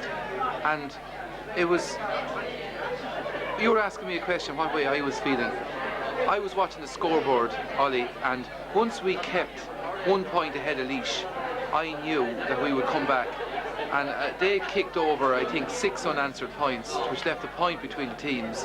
And then there was a crucial score from Desi Dolan. And from that on, I felt that we were in with a great chance.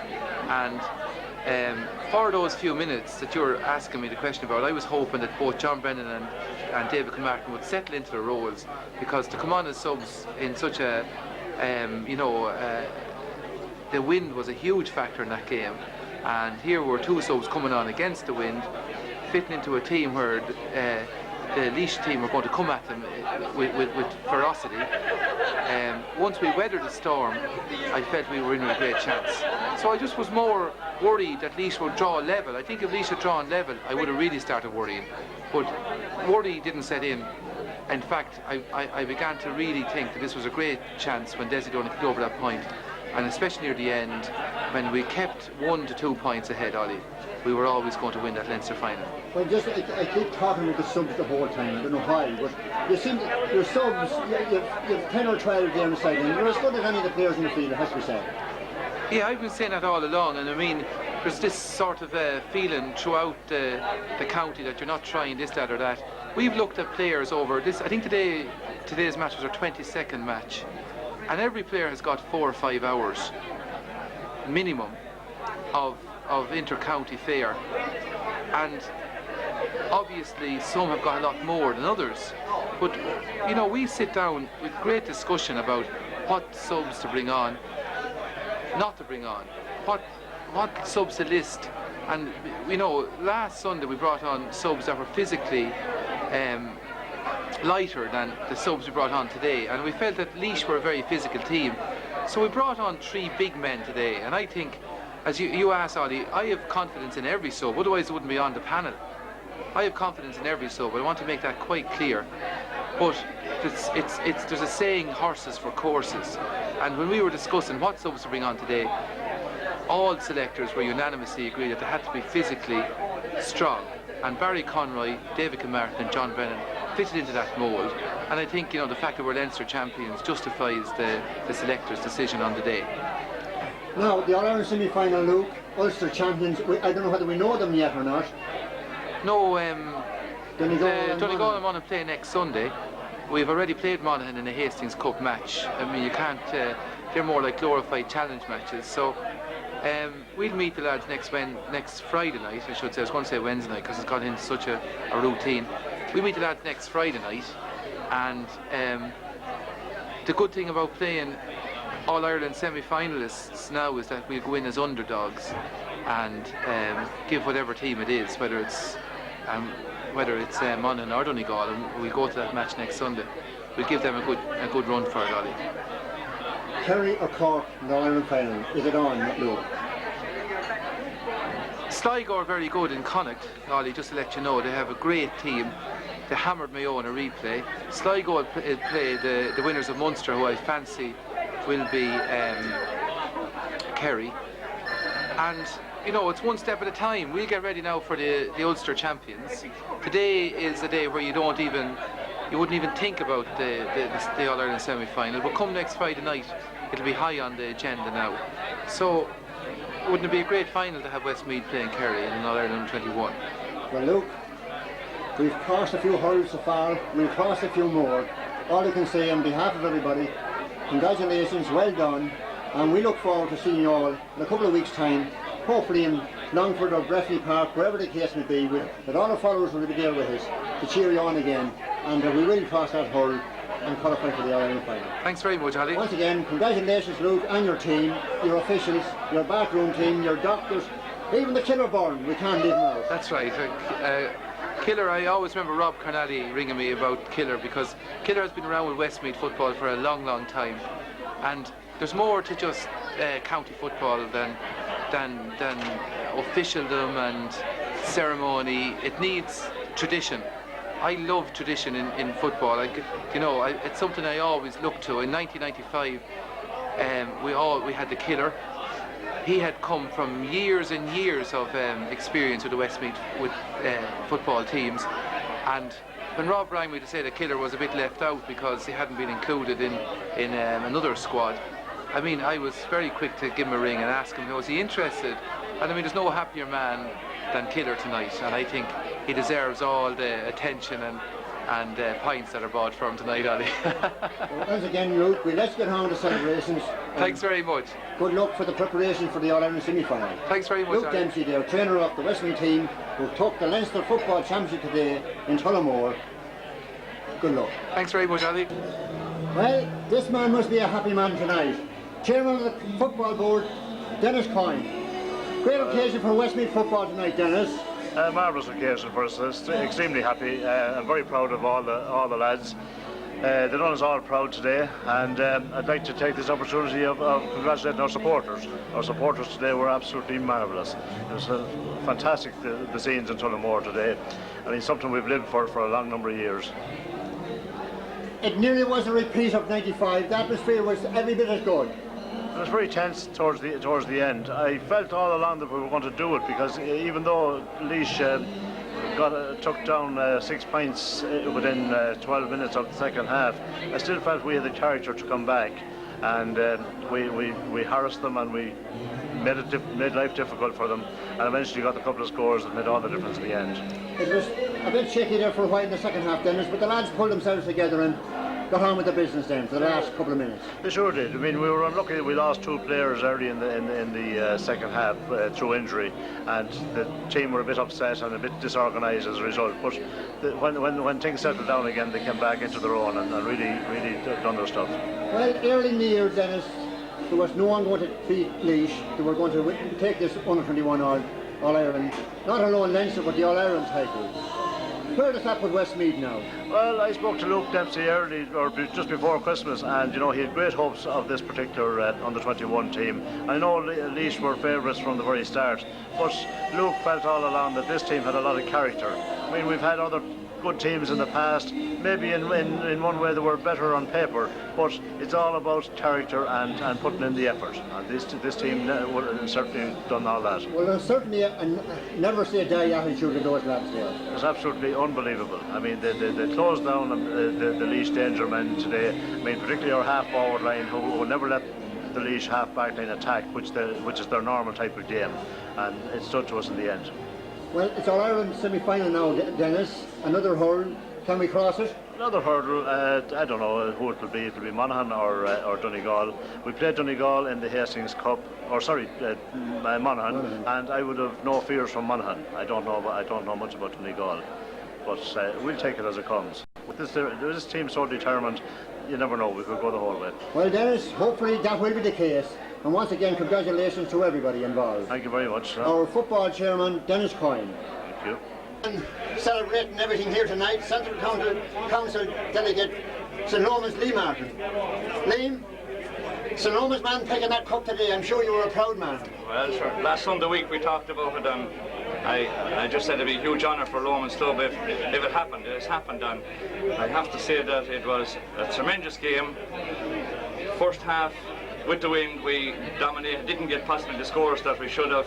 Second half, rearguard action all the way, and possibly in the last 5-10 minutes came right and won what was for us the first ever under-21 championship. Great to be involved as per Aidan Canning. He played a real captain's part there, Lee, didn't he? Well, in fairness, when the chips were down, with 5 minutes to go plus the injury time, I'd have to single him out plus Fergal Murray and Ennis. Michael Ennis. Them was the three, I think, that definitely came good in the last 10 minutes. After the second half, something just didn't click together for them. I thought that things were going to go wrong, but they put themselves together again. But looking at the second half, how would I say it? With conditions in the second half were extremely difficult. You had a driving wind, you had driving rain, and our midfield supremacy disappeared. We battled hard, I have to say, for 20 minutes, and then, as in any game, you get 5 minutes, and we got that 5 minutes in the last 5 plus the 5 minutes injury time, and we definitely came good and won what to me was a historic victory, first ever under 21 for Westmeath, and truly a memorable victory and a milestone hopefully for Westmeath football. Hopefully now we can go ahead and at senior level win what would be for us a historic first ever Leinster. Who's to say we won't do it? Lee Martin, St. Lomans, thank you very much, Lee. Thanks, Ollie. Well, we spoke about this man earlier in an interview with Luke Dempsey. The man that keeps them all together, gets rid of all the aches and pains, in fact plays a bit of a game. And we see them in the warm-up today, the Killerborn. Well, Eamon, a great night for Westmeath football. Marvellous. Like Ollie, the way the situation went look like the first day against Laois. Looking back on the minors that I have, looking back at the minors that for the past, the 95 and the 96. Like looking at the player and the way they played and against, looking at them the way they played against we played a challenge here a fortnight ago, 3 weeks ago. We played against Galway. We were looking at them against Kildare, looking at them against there was great improvements on the team after each game. Every time there's an improvement. They're the best guys. That's the best team that ever represented Westmeath. What was it like working with those lads now? You were very much involved with them. What was it like to work with them? Sure. They're great lads. Listen to them talking. They're fighting for one for one and on one for all. That's my signature tune with them fellas. One for one and one for all. And they work hard and they fight hard together. Well, look, getting back to the second half of today's game, Eamon. I'm sure you must have had a heart attack over there on the sideline, had you? I have, but you know something I says to Pat McCormick says, "Are we gone?" And Pat says, "No, we're not gone yet." And you know something? We just got that, and they come back. Well, the point by Desi Dolan, was it Desi Dolan or Joe Fallon? That was the... I think it was Joe Fallon. Joe Fallon. That gives the lift to the game. And the team that comes back at that after we say Lee scored, we say 5 points, 6 points, and they come back with 2 points. We kept, you know, something. That's what a team is all about. They have that guts and fight spirit. They have that. You see that? That's what the name of the game is all about. It's about that, the comeback, the way you're able to fight. And you haven't got that, you've no business. But this team has it all. They have it all. This team has everything. Well, what about an All-Ireland, Eamon? Are we going to go all the way? I'm going to say this thing, that IMC, the team, the best team ever I've seen. And I'm watching football in Westmeath. I missed 10 years of going back from the 50s to the 60s, right? But I watched football in Westmeath going back from the 30s or from the 40s. So I'm born in 1933. I'm not going to tell everybody my age, but I'm watching football. We used to get under the galvanizing cues in Park. And I watch football. That's the best Westmeath team that I ever seen in the best Westmeath team. But the best team Westmeath team performance ever I've seen in my life. Now, I came home from England in 1963 and I seen the 1963 team. Yeah, but this team is something else. Well, look at Eamon. I know you're in there celebrating and you want to get on with the celebration. All I can say is thank you for all your hard work that you put into Westmeath football down the years. I don't know how many years, but no matter when a Westmeath team takes the field, the Kilburn is there along them. So once again, Eamon, congratulations, well done, and we'll talk to you after the All-Ireland final. Okay, but you know something, I say one thing that I didn't put in enough, but then when you lose out a few years on the thing, it's a great thing to come back and. Okay, Eamon, we'll let you back to the drink. Yeah, thank you. And don't stay out too late tonight. No, I'm not. I'm going to go home to bed now. The Kilburn, Mullingar Shamrocks. Thank you. Well, we don't know whether Paddy Gallagher has him barred or whether he's letting him out or bringing him back in. The man that, I suppose, one of the top scorers in Ireland with Westmeath this year, the great Desi Dolan. Desi, I won't say at the end of a great year, it's only starting this year. Yeah, that's true. Great performance today, Desi. Yeah. We're not finished yet though, we've a lot of work to do. We're playing the Ulster champions now in 3 weeks' time, so hopefully we'll do the business in 3 weeks. A great performance by the lads today. A great performance, Desi. Did you think it was going at any stage? When they came back to a point with 10 minutes to go, to be honest, I thought it wasn't looking good, but we came out the field, got the point, and tagged 2 more onto that, and won by 2 points. It's a great result in the end. I'm not sure whether it was you that dropped the one there about a few minutes ago, or was it more likely it was me now. It's the way the ball goes. Well, you over anxious at that stage to get another one to make sure they didn't get back at you. Yeah, we just wanted to get the 3 points and make it safe. But the way it happened, 2 points is enough, so we're happy men tonight. What sort of a game was it today? Was it any easier or harder than the drawn match? It was a lot tougher because the wind and the rain was a lot stronger today than it was the last few days, the last Sunday. But we won the biz, so that was the main thing. The fact that they had lost a couple of players earlier on, do you think that upset Laois in any way? But before they came out, they had 2 or 3 players. Well, they've a lot of good young fellas coming on, so I don't think it would affect them too much. But the start second half, we lost Shane Daring and Kevin Burke as well, so that weakened our side a lot. But lads came in, worked well, and it didn't affect their team in the end. At half time in the dressing room, Desi, the fact that you were going to lose 2 players, what was camaraderie with the lads inside? Was hearts lost, or did you give up hope? Or I know you didn't give up hope, if it's anything, but it must upset the thing a bit. We knew we were good fellas in the line. You know, Dave Kilmartin was in the side all year, and he was only dropped. He was unlucky to be dropped. You know, so when he came in, we knew we had a good man to replace Shane Daring, and we were quite happy the way the subs are coming in. You know. The All-Ireland semi-final now against the Ulster champions. You're looking forward to that one? Yeah, we are. Yeah, the winners at Donegal or Monaghan. We played Monaghan already, the best in the year, but we wouldn't be afraid of them too much. Well, Desi, all we can say is congratulations, well done on the job so far, and hopefully by the end of the year we'll have the All-Ireland crown as well. And a man on his right, one who we've seen spent a lot of money on the Westmeath team this year. We took them out there for the drawing game, Paddy Gallagher. Paddy, a great occasion for Westmeath. Very important, and it's the best I have seen in years. And I'm at football. I'm supporting the Westmeath football for a long time, and this is one of the best 21 teams I have seen. They're able to take their beating, they take the hammering on the field, right, and they're coming up better at all times, so as far as I'm concerned. It was very nerve-wracking there in the second half. It was, yes, it was, but there were 2 points in it and anything could happen at the time, and the wind and everything against them, the weather conditions and everything. Laois threw everything at them there in the second half. Everything. They withstood any pressure. The still came back in a big way. The kills came back in a big way. And fair play to Desi. Desi did his stuff as usual. He always does. There's no trouble to Desi. Well, I was going to ask you a question. What did you think of the man beside you there? Who, Desi Dolan? Desi Dolan. I think a terrible lot about him. I knew his father playing football years ago. I knew was acquainted with him in a big way, and I knew him well. And I think Desi is one of those fellas that come up now, that's second to none as far as I'm concerned.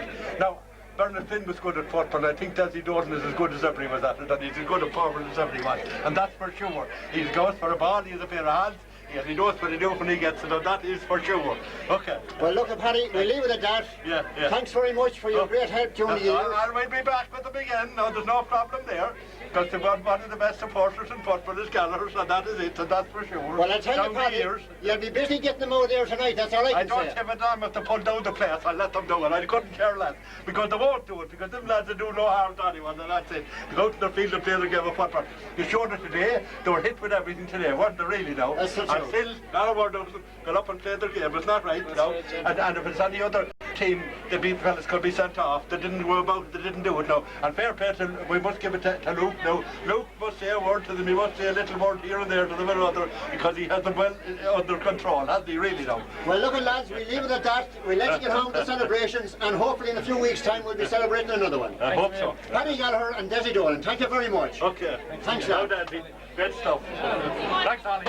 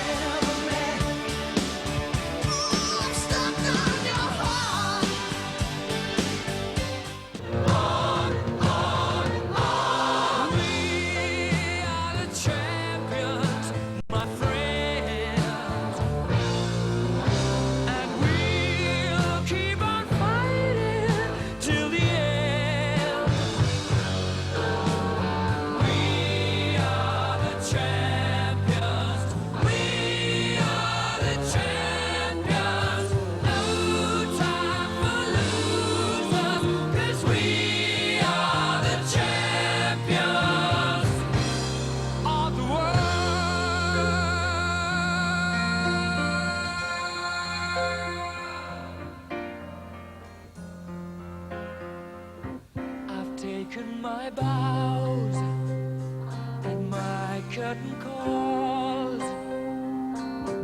You brought me fame and fortune and everything that goes with it.